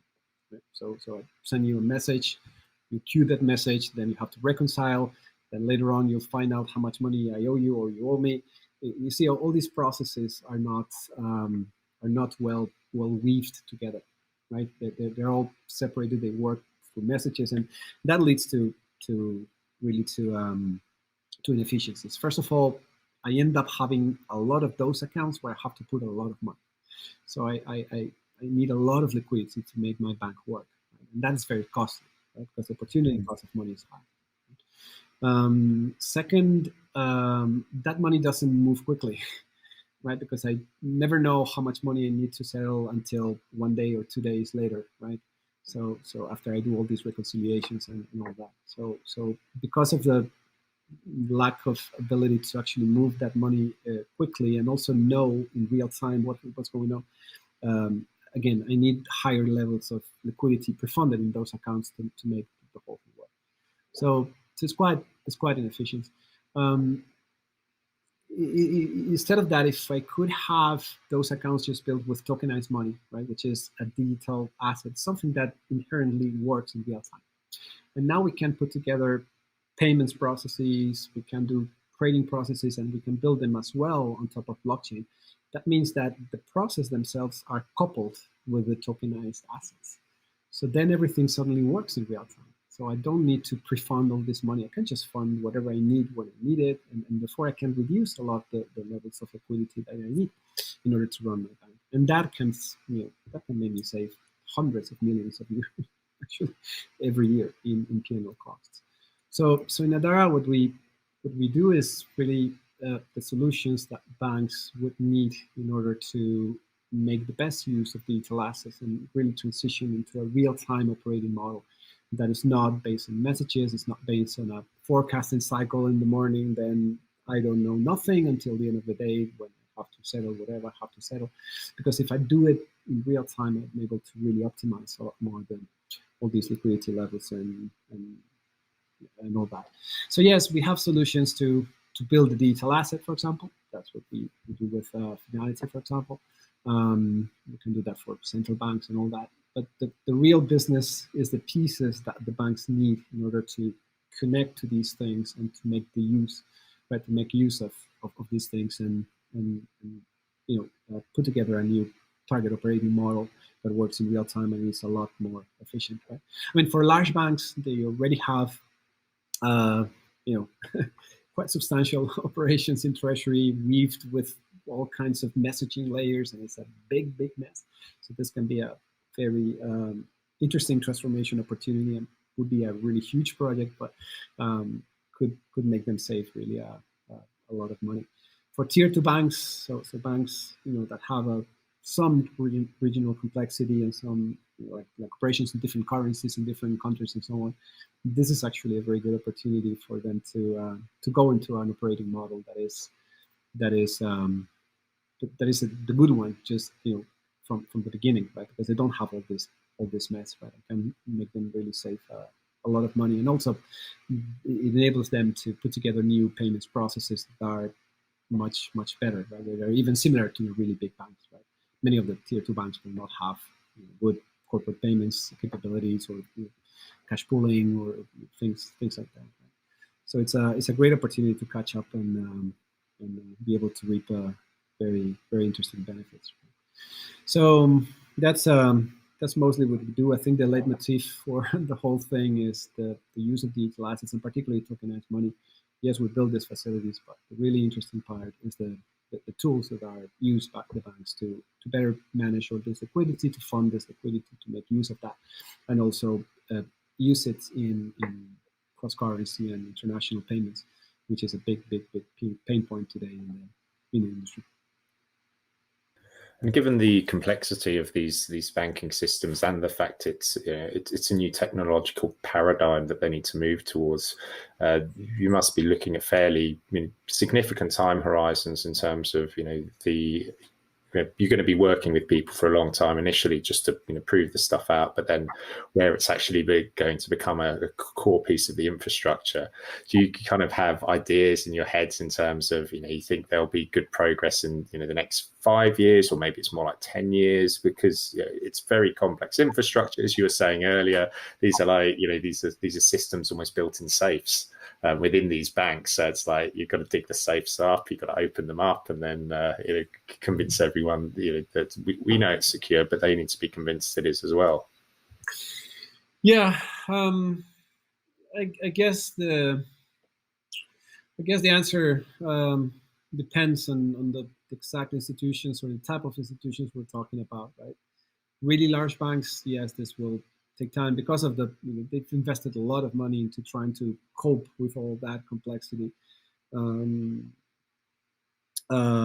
Smaller banks that don't have that mess, I don't see a reason for waiting like 5 years or 10 years to actually adopting that new way of doing things, like that new operating model. In terms of readiness of the technology, well, you know it very well. I mean, this is going better and better every month or every quarter, right? I mean, the evolution that we've seen in enterprise grade blockchain technology, I think, has been phenomenal. So this actually is never really a consideration in all the conversations we're having. So I think this is already beyond any reasonable doubt, right? So people are not. 3 years ago, yes, they would say, but this is immature, this is not scalable, you cannot support privacy, very difficult to do permission networks with the adequate level of security, right? But now I think many of these topics have been really addressed. Now we have mechanisms for all of these. Definitely permissioning is it's very simple to do these days. Now we have interoperability mechanisms as well. Maybe not the final ones, but at least we have good enough ones to be able to do atomic swaps between different chains, even different chains of different flavors or different technologies.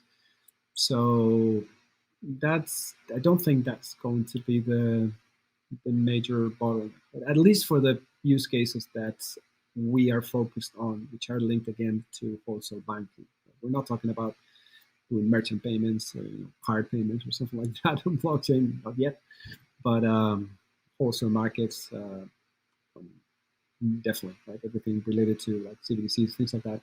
I think technology is more than ready, or more than capable, let's say, to cope with that sort of complexity.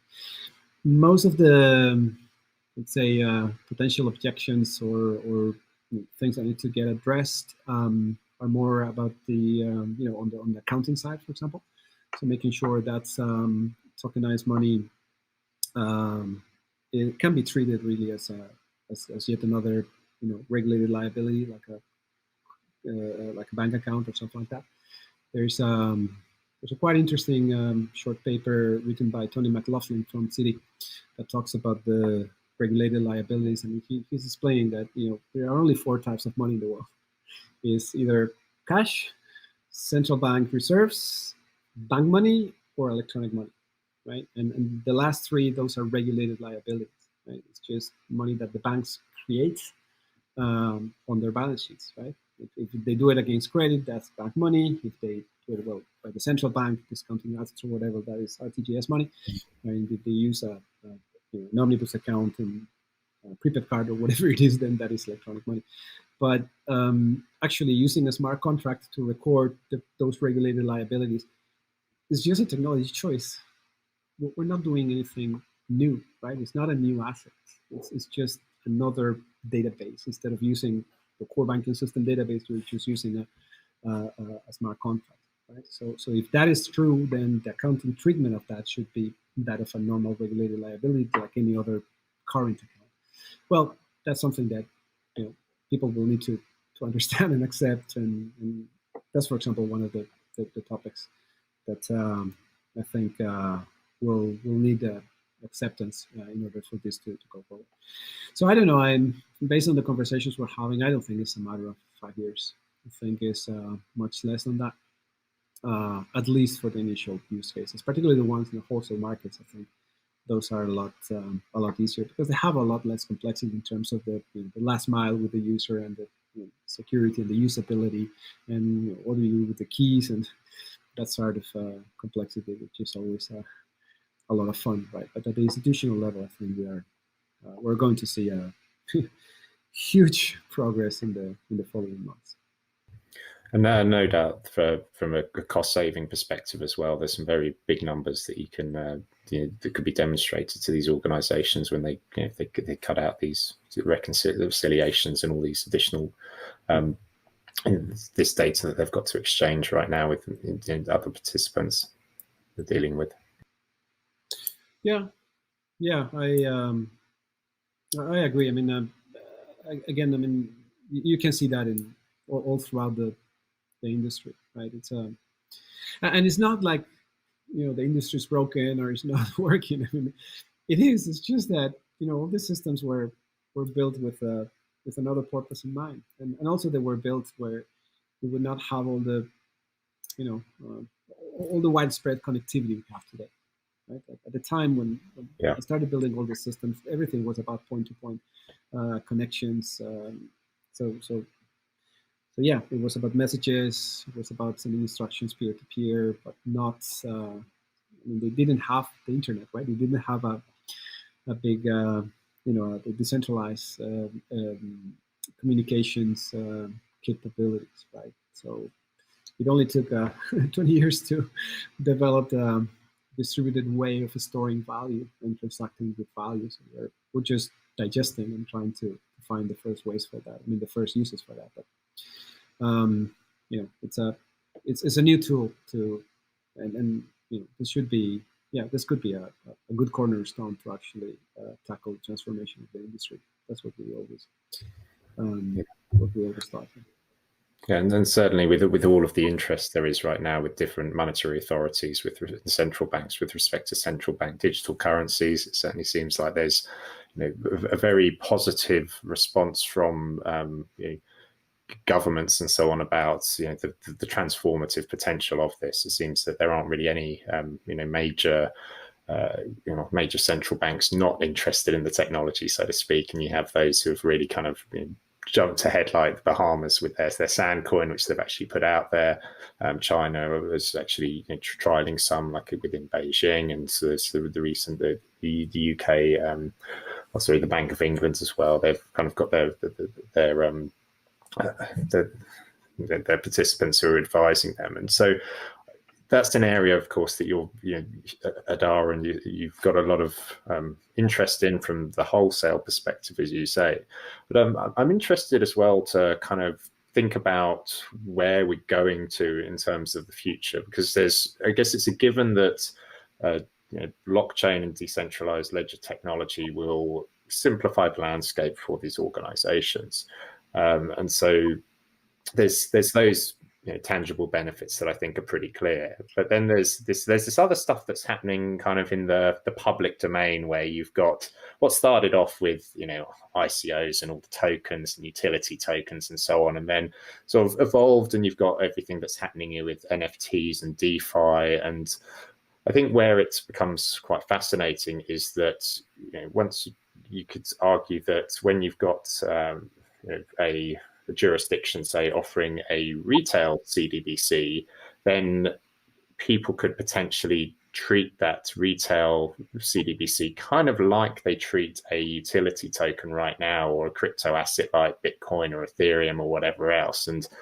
I often wonder, is there going to be a bit of a divergence down the line where the kind of retail CDBCs become, people start to look at them almost fungibly with crypto assets, in that they'll have some money tied in with these retail CDBCs because they want to get all of the benefits that come with being invested in that currency, being domiciled in that country, getting public services because they're paying tax. Or would there be, and then you'd still have these other utility pieces where it's much more about the cryptocurrencies. So I'm curious if you kind of see this world spinning up where you've almost got these retail CDBCs almost start becoming a bit like cryptocurrencies are now, because they're underpinning them is the same technology, but instead of it being like a project team that's created it, it's a government or central bank controlling them. Well, so first of all, I'm a really bad futurist, so you should not trust me when it comes to. I'm fun to hear, though. I think you're closer to the ground than most people on the wholesale part. Yeah, I'm very bad. I mean, one thing I would say is that the wholesale world is very different. So something I don't believe in is the repurposing retail CBDC or even crypto assets for the use of wholesale in wholesale context. That no, the same way retail people cannot have deposits at the central banks and they cannot trade directly with a large institution. Yeah. Sorry, it's two separate worlds, and that's why we have a fractional system and with roles for banks and central banks and people and all that. So I think it's frankly quite separate and quite different.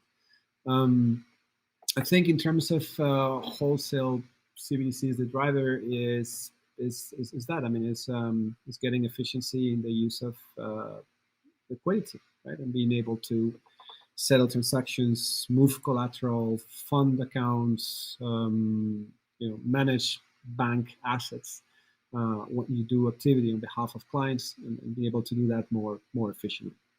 So that's the whole thing. I mean, and also you can use that to put together new products and services, meaning better prices, faster payments, I mean, more information, real-time processes, real-time knowledge of what's going on, which is mostly what corporate treasurers want. They just want to know, rather than really move money in a matter of seconds, like in the movies. So it's, I think it's a much more boring topic than the other one. In terms of retail CBDCs and the convergence or divergence from crypto, I think the debate is a little bit too noisy at the moment, right? On one hand, I can see. So what is the point, right? The point is providing.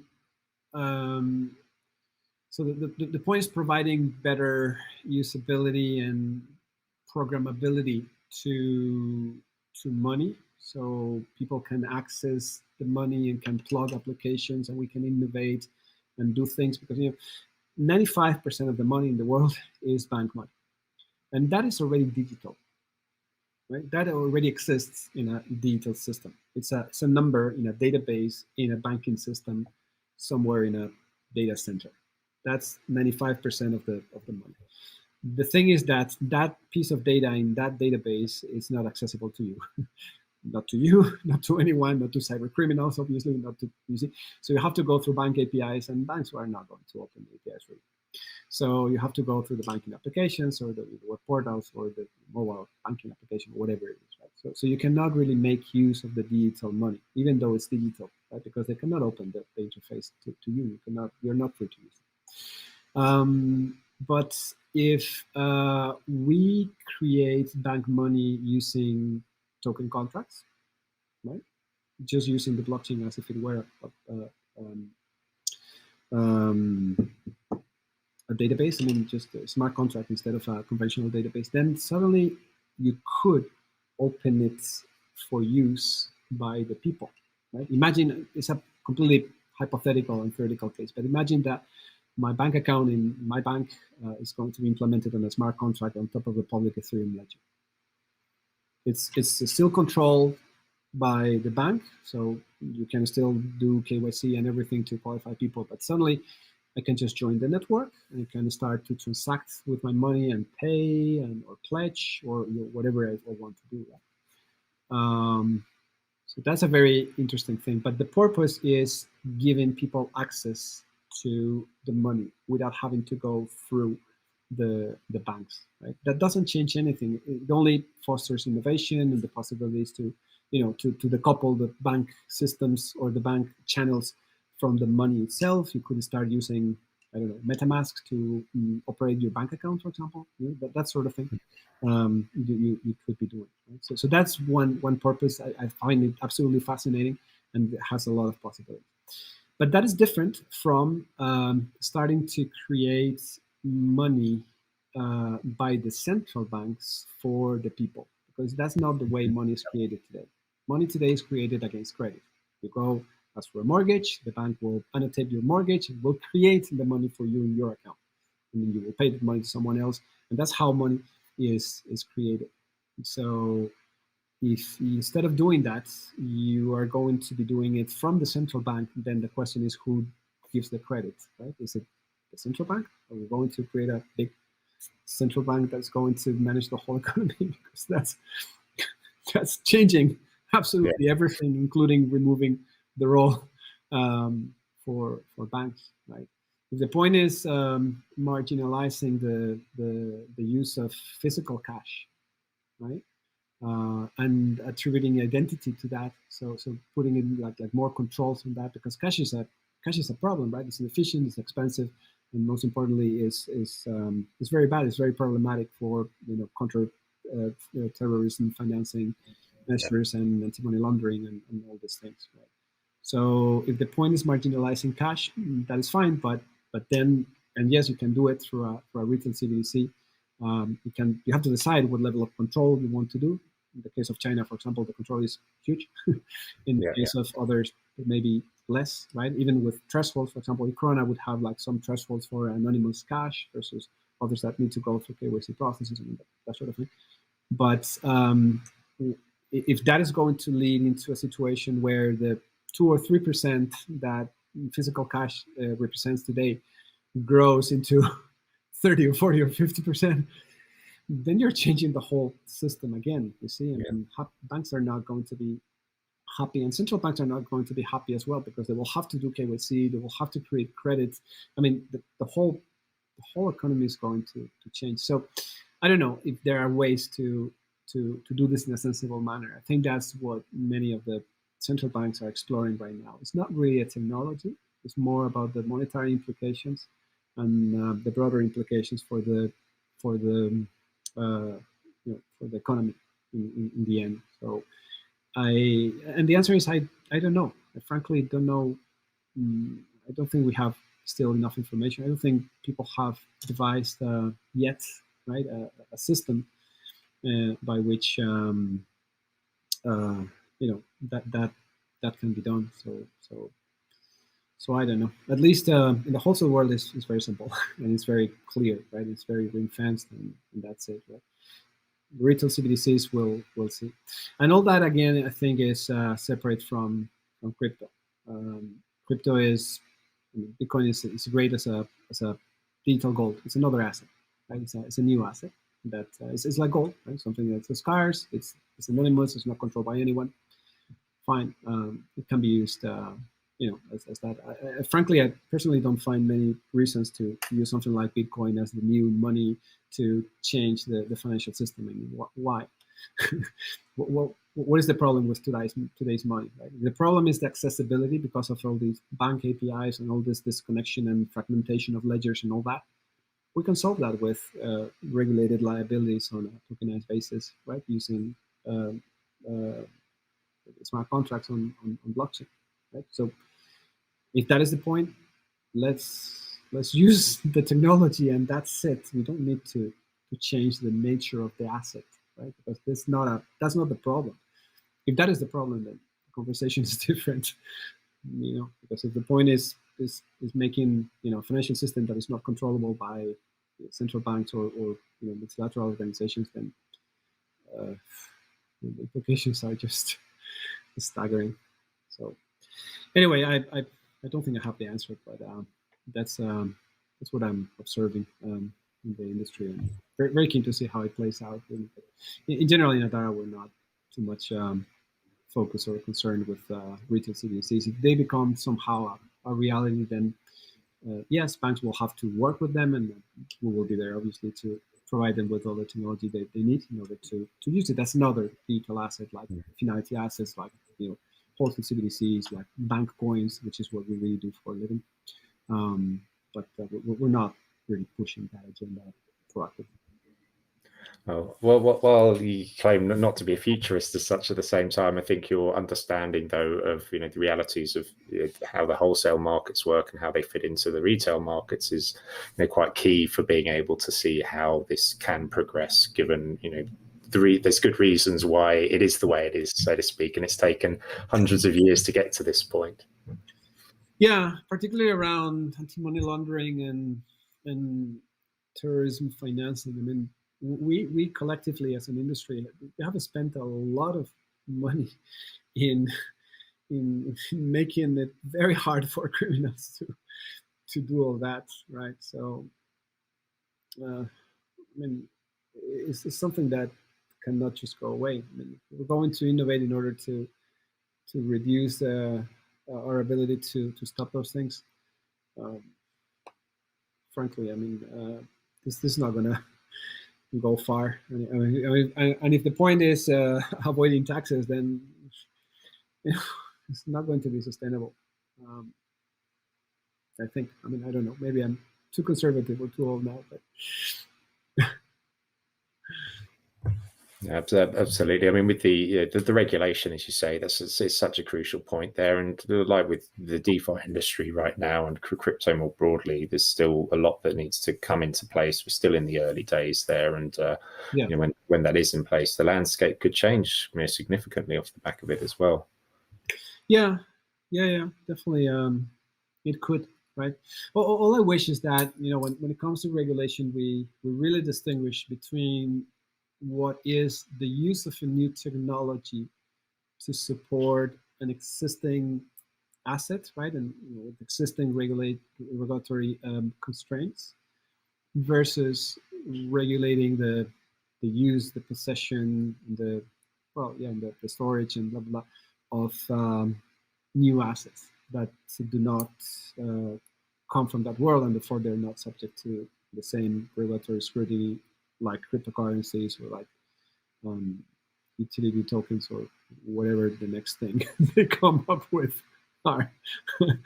You see, because it's different. I mean, the first thing is just a matter of whether we use this technology or not, whether we're happy enough or not with the security model based on public key cryptography, right? Like in smart contracts or even cryptocurrency trading. And whether we are happy with the resiliency and general technical features and cybersecurity constraints of blockchain-related technology as an alternative, right, against conventional technology.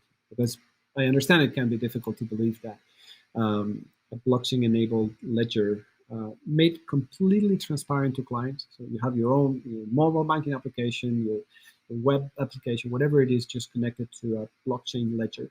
That thing, if that thing can be as secure, as reliant, or even more than a conventional banking system, but it costs like 100th of that, right? There should be no problem, right, in using this and achieving the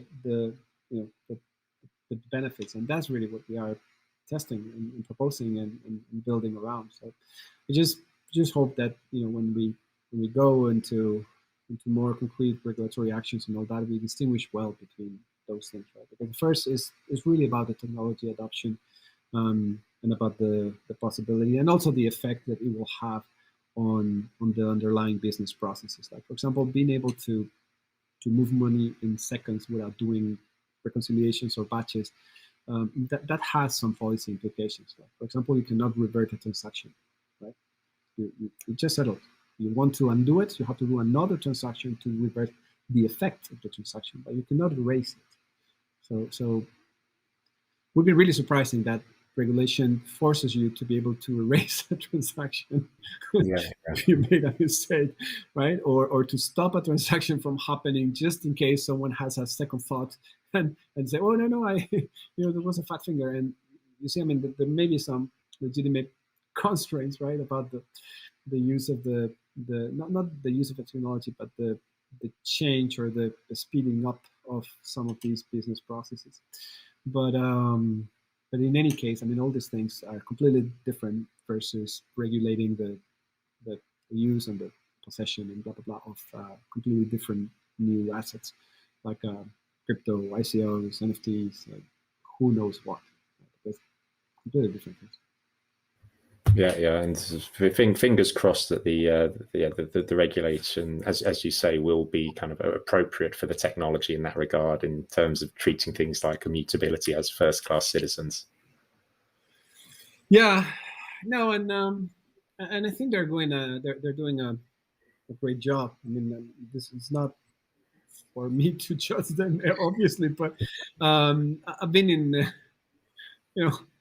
involved with education and dissemination efforts and education efforts for the likes of some of those, right, like central banks and regulatory bodies and all that. And I think they've come a very, very long way. I mean, the quality of the discussion right now is a lot better. And the beginning was like completely far away topics for them, and it was very difficult to read out the different subjects that we were treating. Like, are we talking about the asset? Are we talking about the security model? Are we talking about resiliency? Are we talking about the mobility aspects or the access? Or what? You see, I mean, everything was changed, right? You would talk about programmability, and they would tell you about energy consumption because of mining. Yeah. No. It has nothing to do. I mean, a permission network is not energy inefficient. It's not a problem. This is consensus. I mean, but why are we even talking about this? I mean, we need to talk about. You see, so I think they've come a very long way, and they have. I mean, they are very much better informed these times. I think. They're doing a fairly good job. I would say. I mean, it's very arrogant for me to say that, but at least that's what I'm seeing. Right? I'm seeing a very high quality.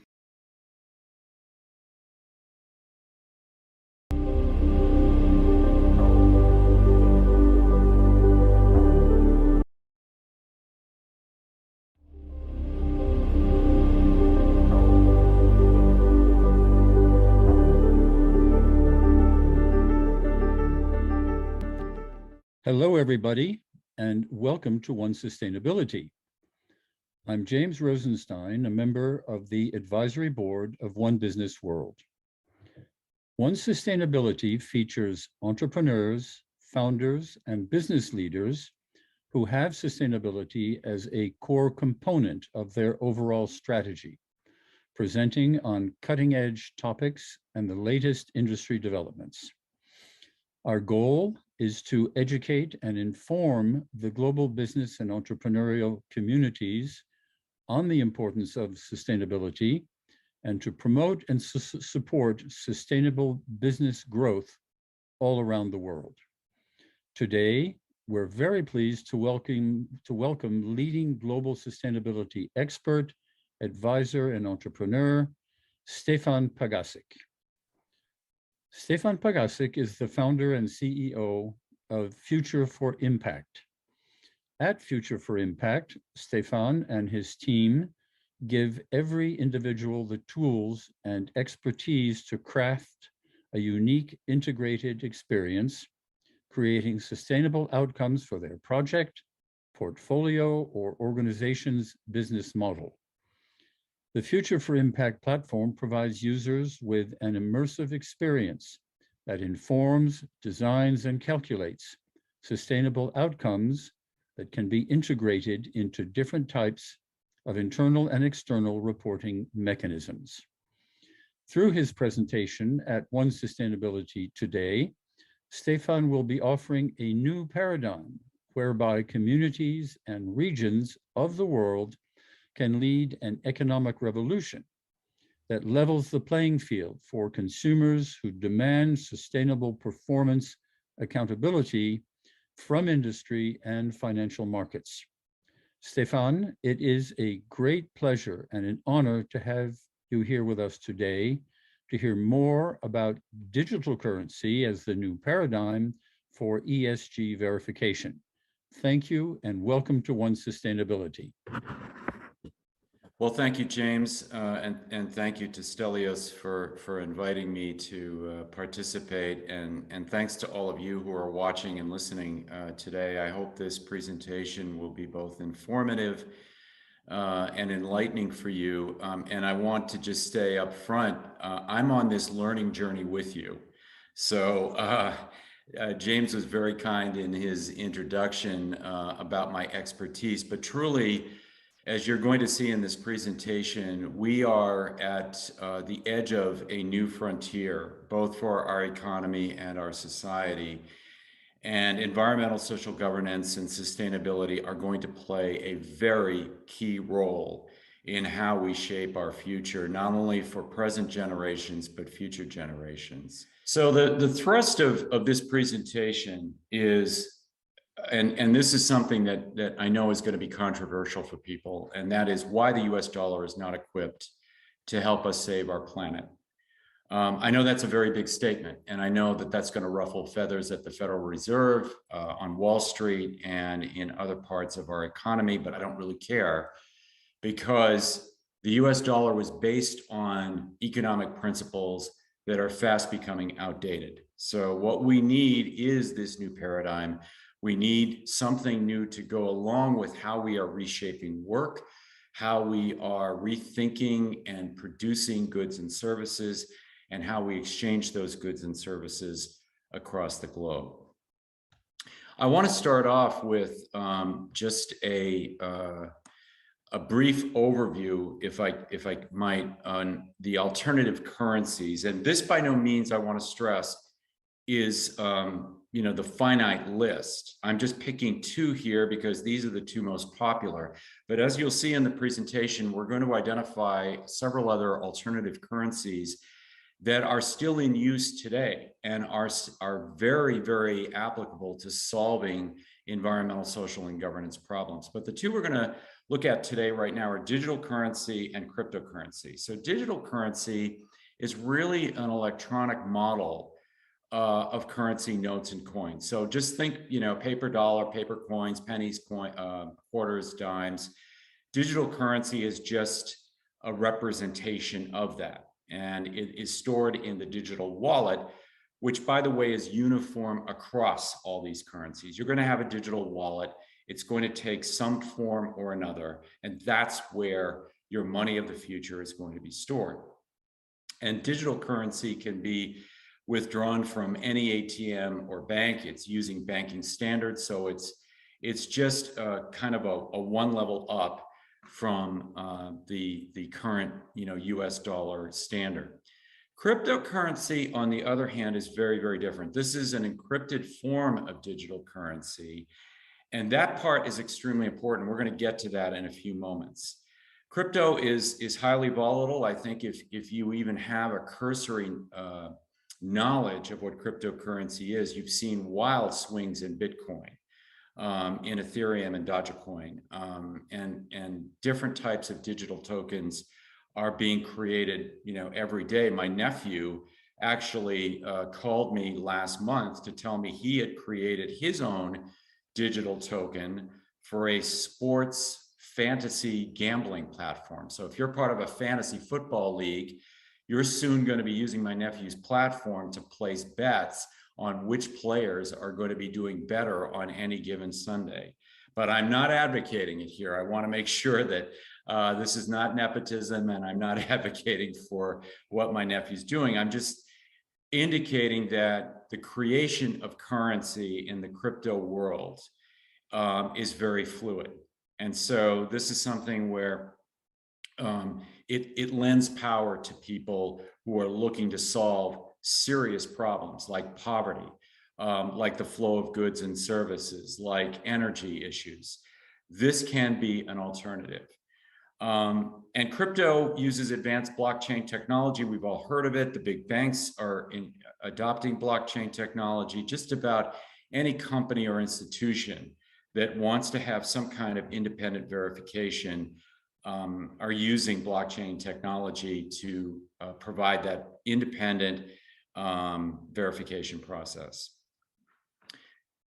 So I'm just going to move my screen over here. So what are some of the differences between the currencies? Well, the categories that I've listed here are not an exhaustive list. I just picked these categories because I think that they will be accessible to you. I think you'll understand why they're important. And of course, encryption, as we just spoke of, is the big one. And for cryptocurrency, you get that via blockchain, you get independent verification and encryption. And why is that important? It means that somebody can't come along and fraudulently copy or steal what it is that you've created. Whereas in the digital currency world, and certainly with what we've seen in the US dollar, there's a lot of fraud. There's fraud with bank checks, there's fraud with dollar bills, euros.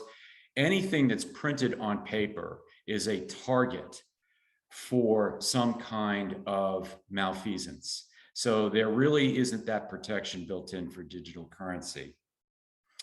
For current rate, for digital currency, it's relatively stable because, again, it's using the US dollar and coins as kind of a backdrop. It's not a one-to-one, but it is very close to it. So the current rate means that digital currency will be a little more stable.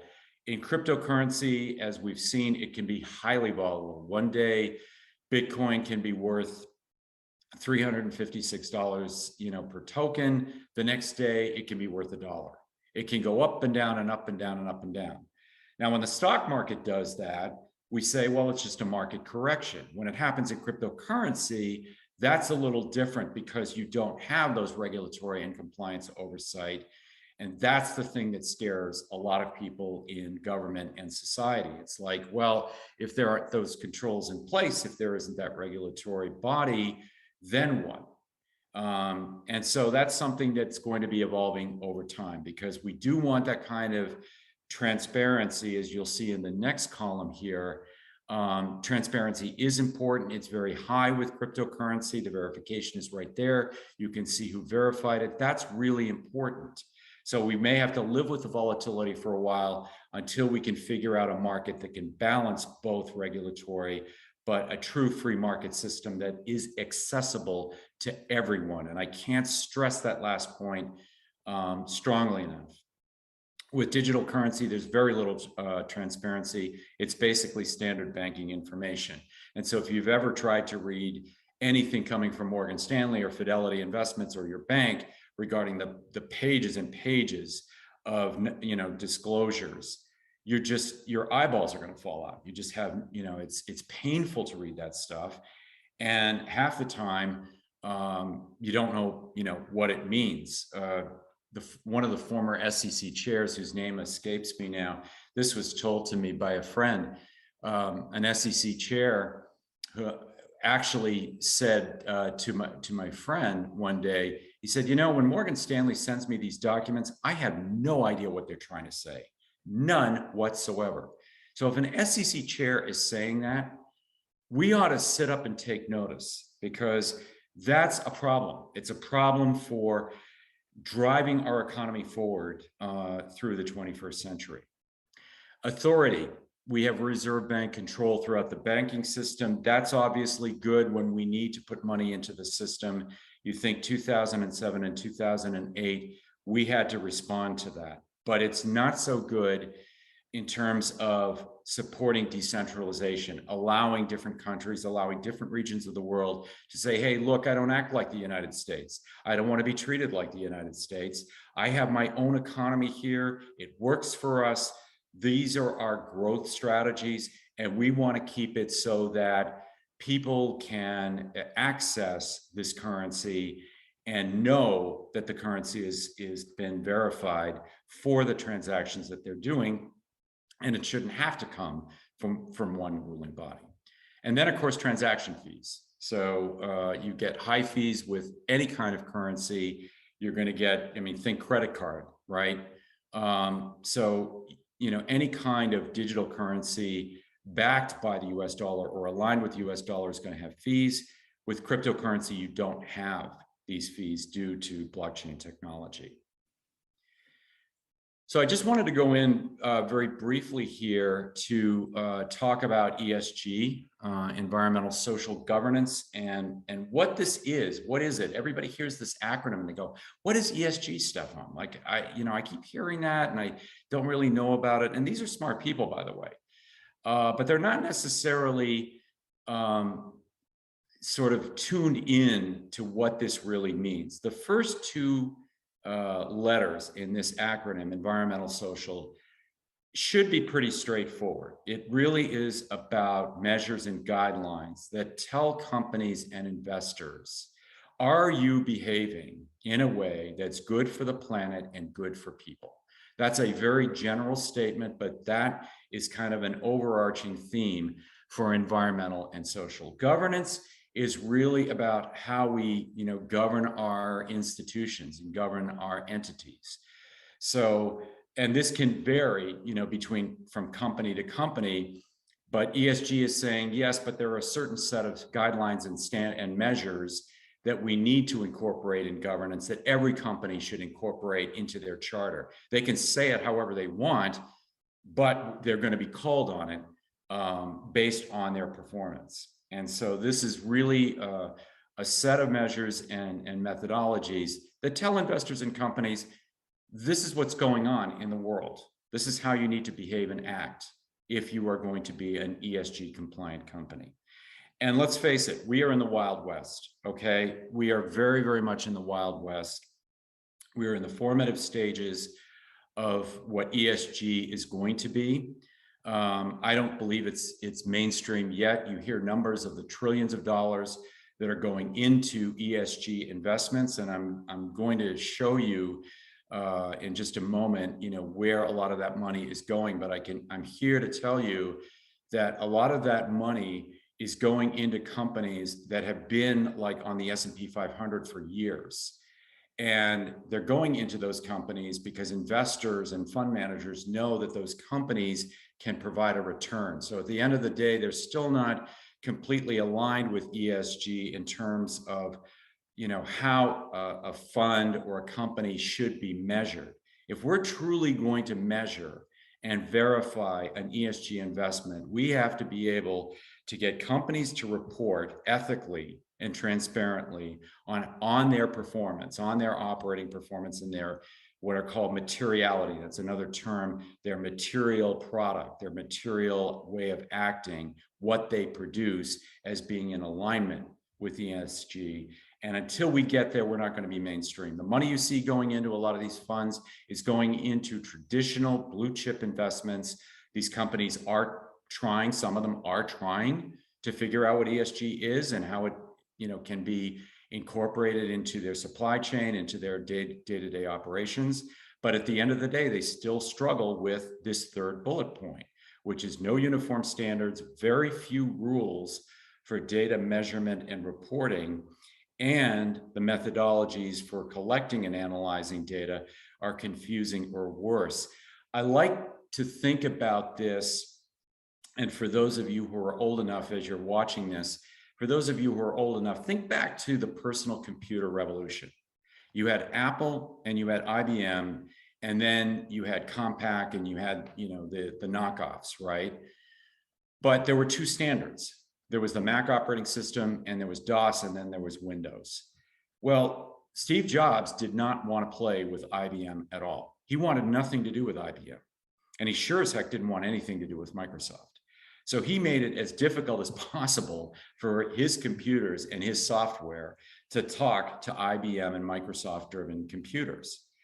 Well, that's not the way the real world works. The real world works insofar as people work inside companies that have both Macintoshes and IBMs. And so that basically spawned a whole new industry of networked computing, right? To bring these two together, to try and, make them talk to each other in very technical ways. And I'm not going to go into that, but just to say that it failed for Steve Jobs. He had to eventually come to the point where he had to realize IBM and Microsoft are not going away. I got to figure out if I'm going to grow Apple, if Apple's going to be a Fortune 500 company, we've got to grow Apple, we've got to play with them. And fortunately for Apple, the internet showed up. And the internet really democratized everything. It got everybody on one platform, so it didn't matter whether you had a Mac or a Windows machine. Now you had one platform. That's where we have to go with ESG. We have to get to a point where there's one platform, there's one sort of central place, still decentralized in terms of the way information is calculated, disseminated, analyzed in terms of, decentralization for different countries, different measures and metrics. All of that has to be decentralized, but there has to be sort of one accepted, generally accepted accounting principles like GAAP. There has to be that. If we don't get there, ESG is going to die a very hard death on a hill that they don't want to go on right now. So here is, I got to move my thing over here. Here's the ESG market and sample providers. I want to stress here that the information services market is only one part of ESG, okay? You've got the entire build market for ESG, and that includes building turbines, building blades for wind turbines, building solar panels, green building materials. So I left the build economy out of this in terms of ESG. If you add all this up, it's trillions of dollars that can be spent, that can be invested in making ESG a mainstream marketplace.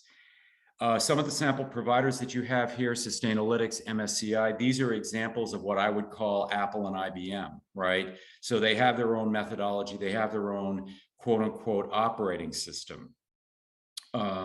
Iris Plus, I'm a contributor to Iris Plus. I'm often called upon to create new measures for Iris Plus based on their methodology. Impact Management Project is a terrific platform for understanding, how impact and sustainability affects your project or your company. They do a really good job. They keep it very tight. There's about 20 to 25 measures and guidelines that they use, but it's extremely intuitive and intelligent.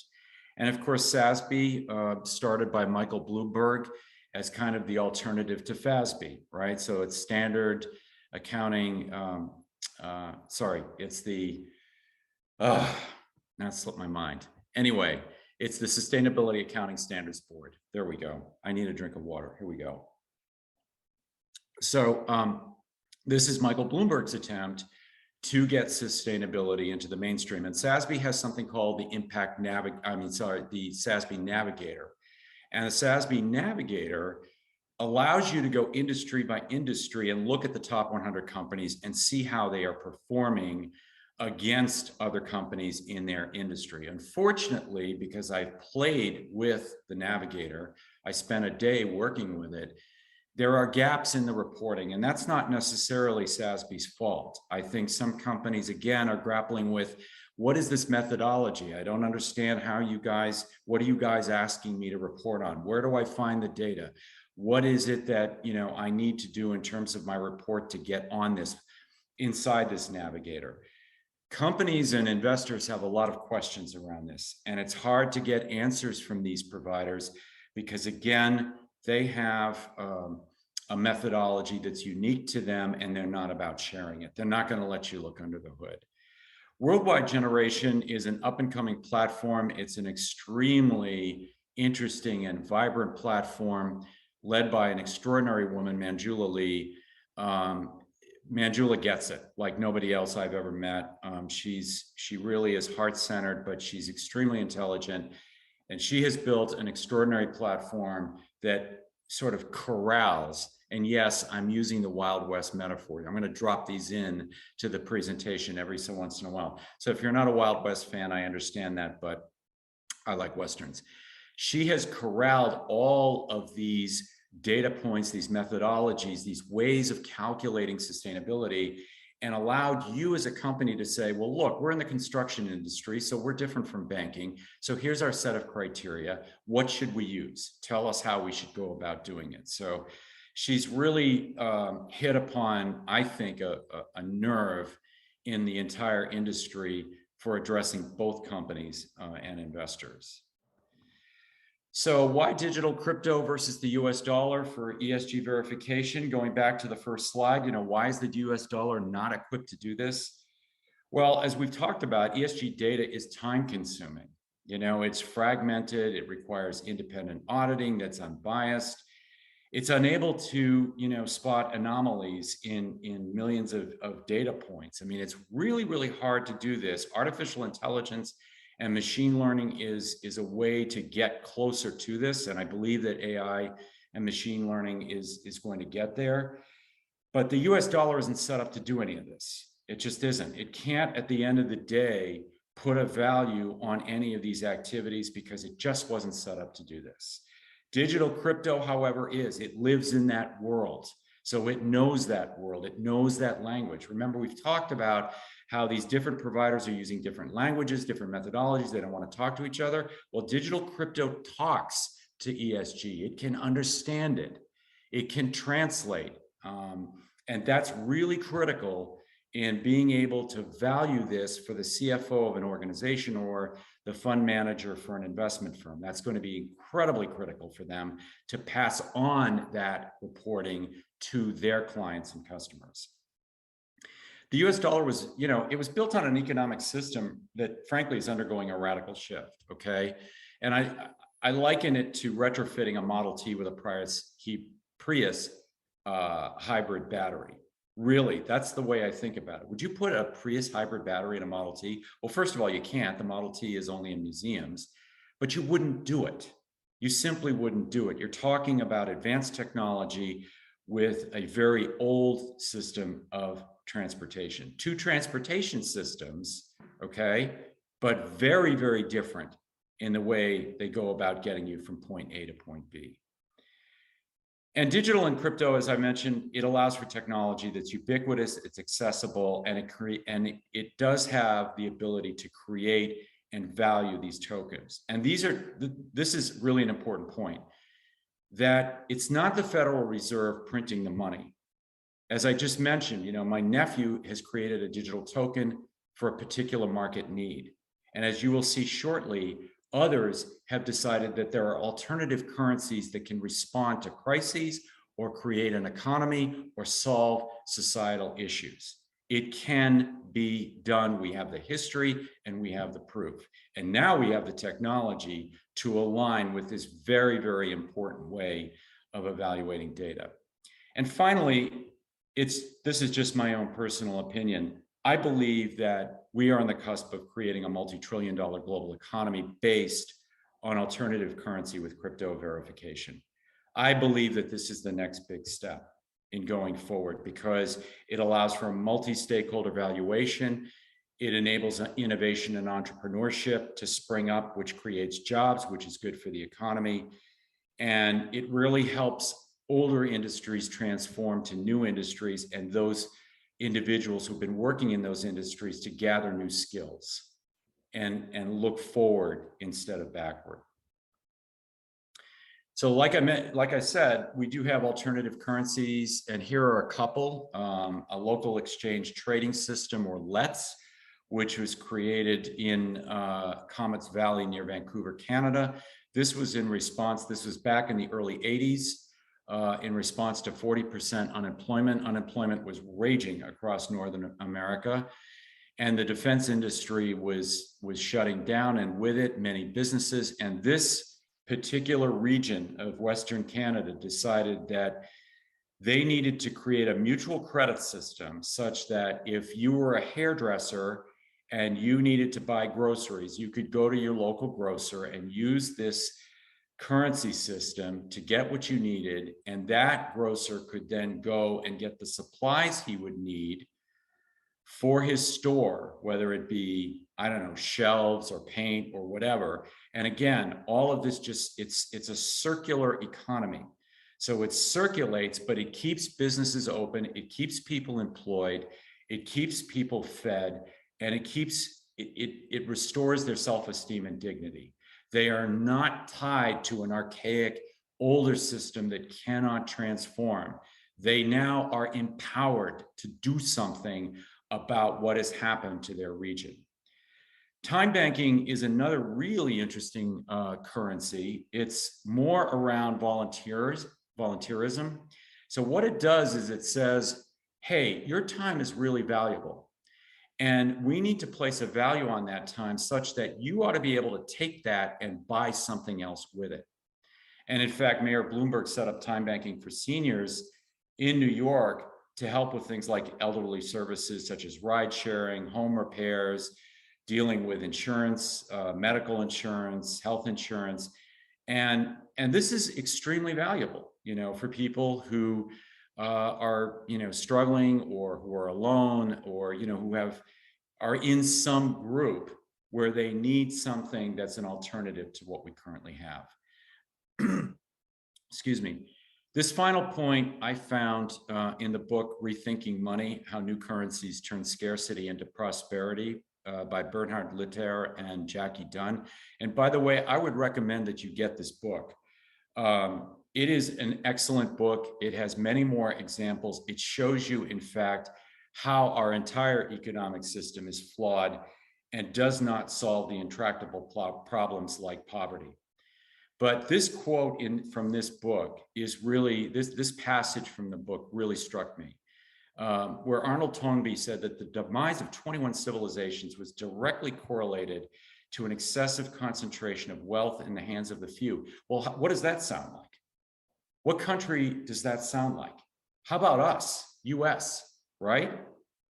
And the inability of the elite, this is the second one, this one's the key, the inability of the elite to develop changes to the economic system based on socio-political and socio-economic changes.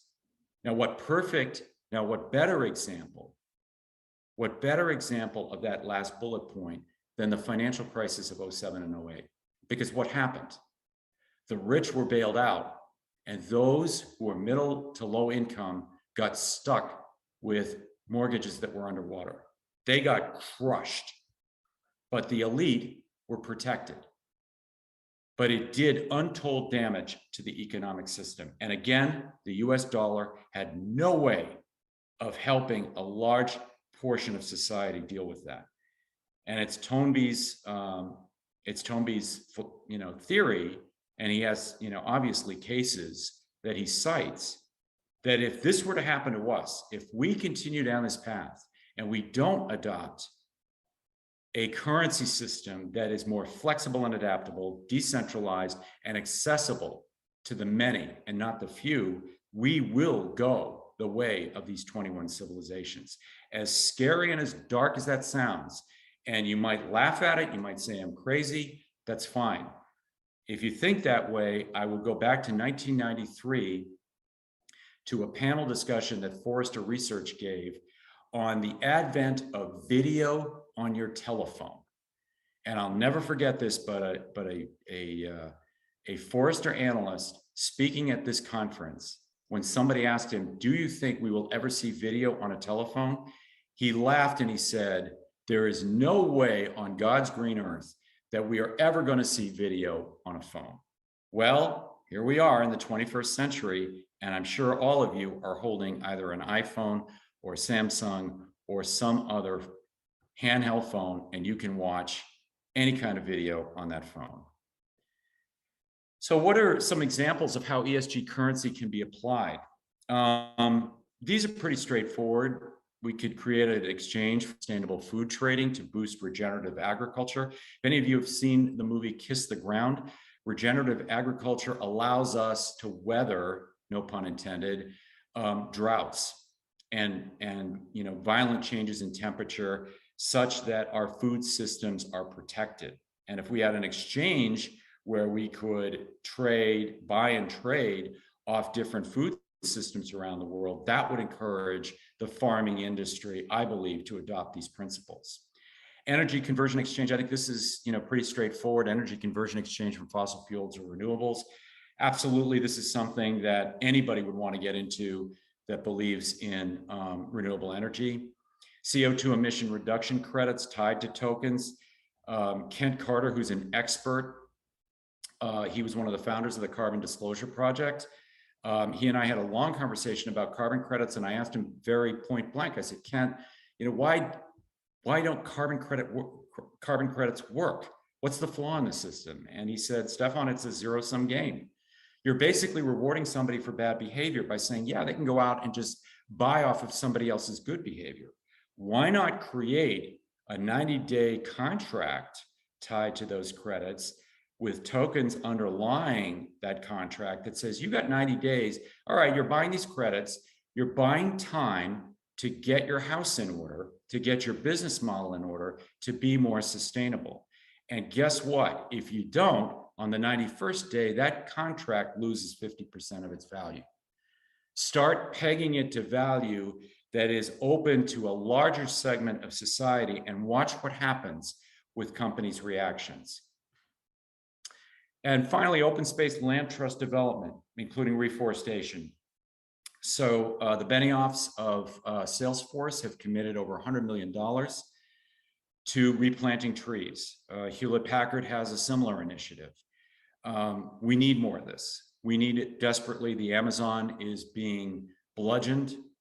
We can't afford this. This is disturbing our climate system at a rate which will eventually lead to sea level rise, which will eventually lead to massive destruction. But we need to create a land trust system and a land trust development program that's tied financially. It can't just be something that philanthropy takes on. I really, truly believe that, we absolutely need to tie this to some monetary system so that people can truly value what it means to have open space. So what could stop this dead in its tracks? The first two, I think, are pretty self-explanatory: Wall Street and the banking system. Again, the control in the hands of the few, the elite, can lead to the demise of a civilization. And so Wall Street and the banking system have a very important question to ask, and that is, are you going to make nice and play with alternative currency systems, or are you going to try and crush it in such a way that it can't live and exist in a decentralized manner? And that is a big question for Wall Street and the banking system to answer. And right now, I don't have a lot of faith that they're going to say yes. I hope I'm wrong. I think the banking system, and in particular institutions on Wall Street, their response to fintech is not to create anything new, it's just to buy it up and basically bury it somewhere.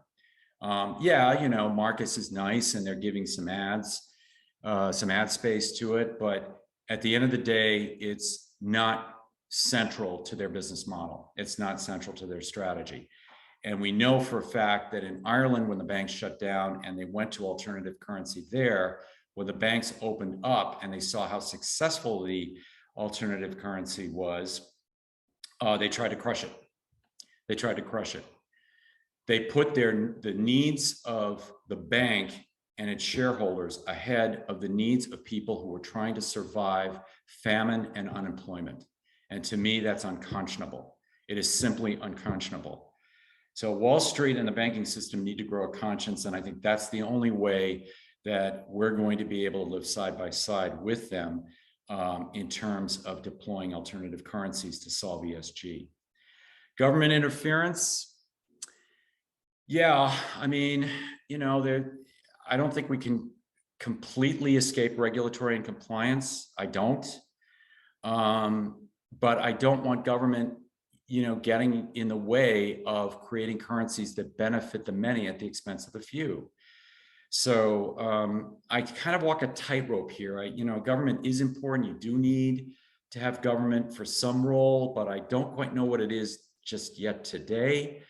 But I hope that the powers that be put aside their differences and say, hey, this can be really good for stimulating local economies and getting the states to take back more power and sort of be more self-sufficient. Like, we don't have to bail them out every time something goes wrong.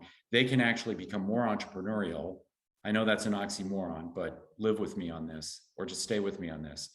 I know that's an oxymoron, but if we can do that, and if government can empower rather than interfere, we have a better shot. We really do. China. Need I say more? I think, China is there. We can't ignore them.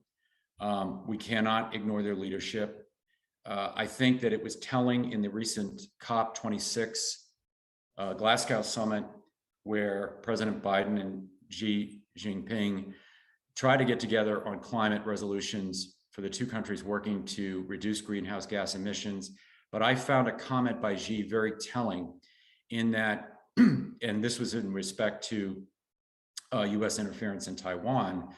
I found his comment very telling, where he said, the Chinese people, we the Chinese people, will not be imposed upon. We will not be told what to do, and we will not be harmed in any way. Well, harmed can mean a lot of things. It can mean physical harm, but it can mean financial harm.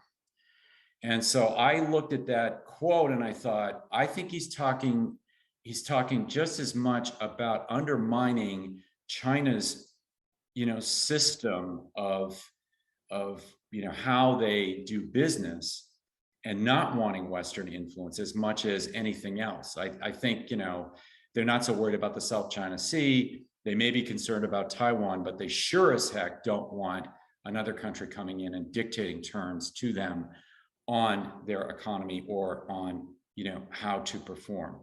And all you have to do is ask Alibaba about that, or Tencent. And then finally, the tech Goliaths. Look, Facebook and Google, I'm terrified. I'll say this right up front. I'm terrified. I'm terrified of their might, of their strength, and what they could do if they got their hands on a system where they could control our financial lives. There is no fiduciary duty that belongs with the tech Goliaths. There just isn't. And the one I'm really worried about is Amazon, and for good reason. They're buying up all of retail, all of consumer. They want control of your mind and your pocketbook. And it won't be long before they figure out a way to do that such that you are owned by them, literally owned by them. It is terrifying to me how much power they have, and they are the ones that I worry about the most. So what's next? For us at Future 4, we're seriously looking at alternative currencies. We're looking at different models for how we would apply it. And so that means that we're looking, at low-hanging markets. And, thinking of doing it in conjunction with a Coinbase or another provider. We're just not sure yet. We're examining the different possibilities. We're also toying with the idea of partnering with a financial firm, but we're not really sure that we can necessarily trust them to be in alignment with who we are as a firm, and that they will really get how important ESG is to our economy and to our society. We want to build a platform. Obviously, we want to build something with market validation. We are not sure if we're going to issue our own currency. We're still talking about that, but we definitely will have a verification system that's built into everything that we do. And so if we do issue, it will be tied to that system. And then the final one, and this is, believe me, this is going to be the hardest one, is aligning ESG providers with offerings, or using a partners firm's ESG partners. And frankly, I think this is going to be the biggest stumbling block, because again, as I pointed out in this presentation, ESG providers, data providers, are just not pro on working with each other. They want to take the market for themselves. They're not interested in sharing that market. So I just think it's going to be hard, that final step. And we have alternative strategies that we can work with, and wait for them to catch up. We're not going to wait for them, necessarily. They can come to us whenever they want, but we're not going to stand there and get into the middle of a shouting contest between them. We're just not interested in that. So with that, I want to thank you all very much. I hope this was informative. I hope this was helpful for you. If you come away with one or two ideas on how to think about, ESG in the vein of alternative currencies, then I've done my job.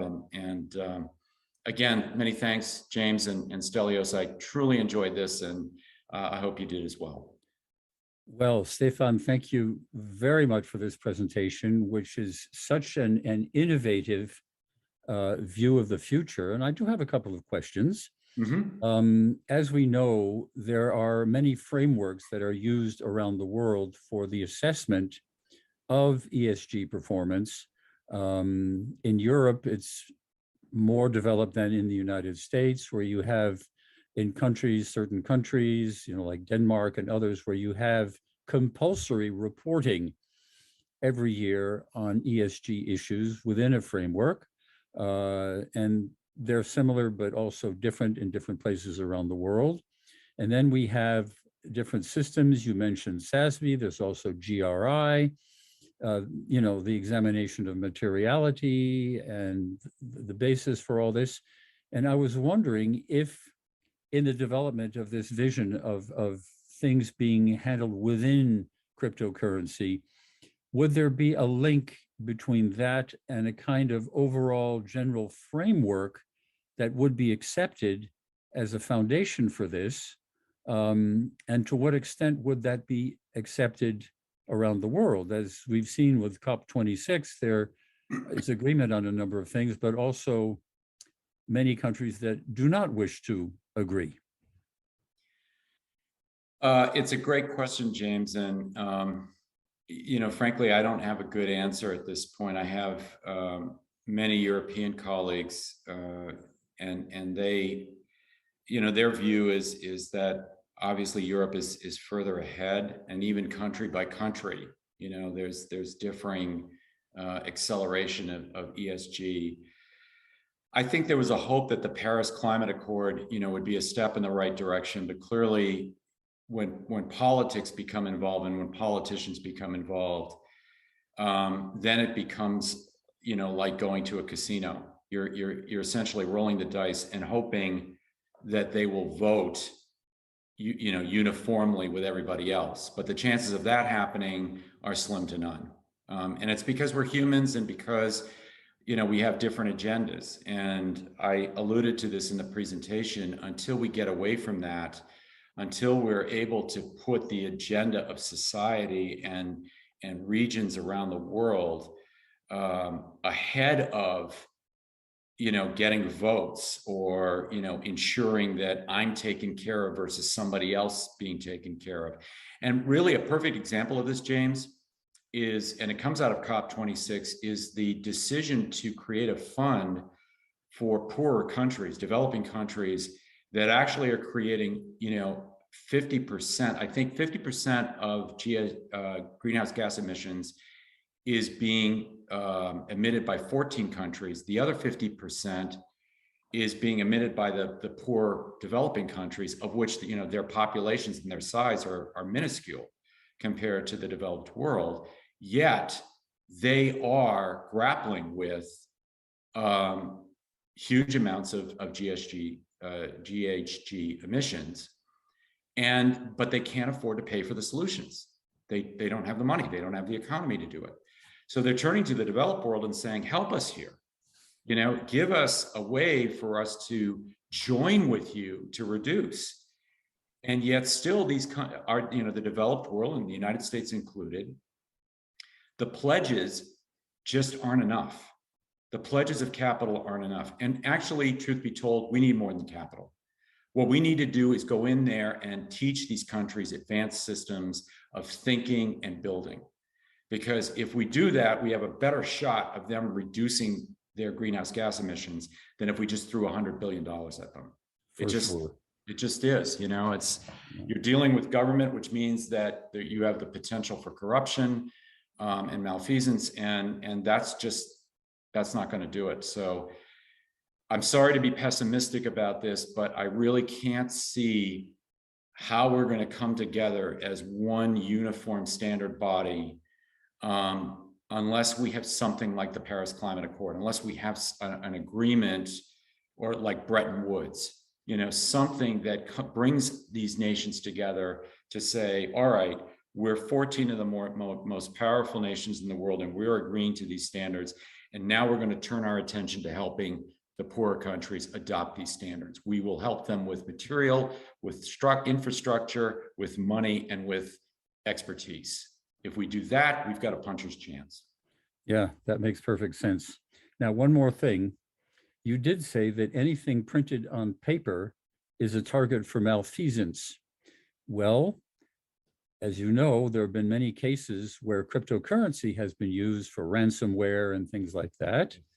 And therefore, don't you think that there's also this risk with cryptocurrencies? Yes, I do. I think whenever you create any kind of tool or service, you are opening yourself up to somebody who's going to try and re-engineer it or do something with it that has a evil purpose. We just can't get away from it. I default to human nature. You know, that's the way it is. However, with crypto, unlike digital currency and other currencies, we have the backstop of verification via the blockchain. So if we can improve upon the blockchain to make it almost like downloading a security app, and I'm just going to put up my pixel here. So if I have a security app on the phone, is it 100%? No, but it's close. It's better than not having it. So I think as we continue to develop technologies in the cybersecurity area, and that's going to be a focal point going forward as crypto unfolds, because that's natural that people could undermine cryptocurrency. That was another pun, I think.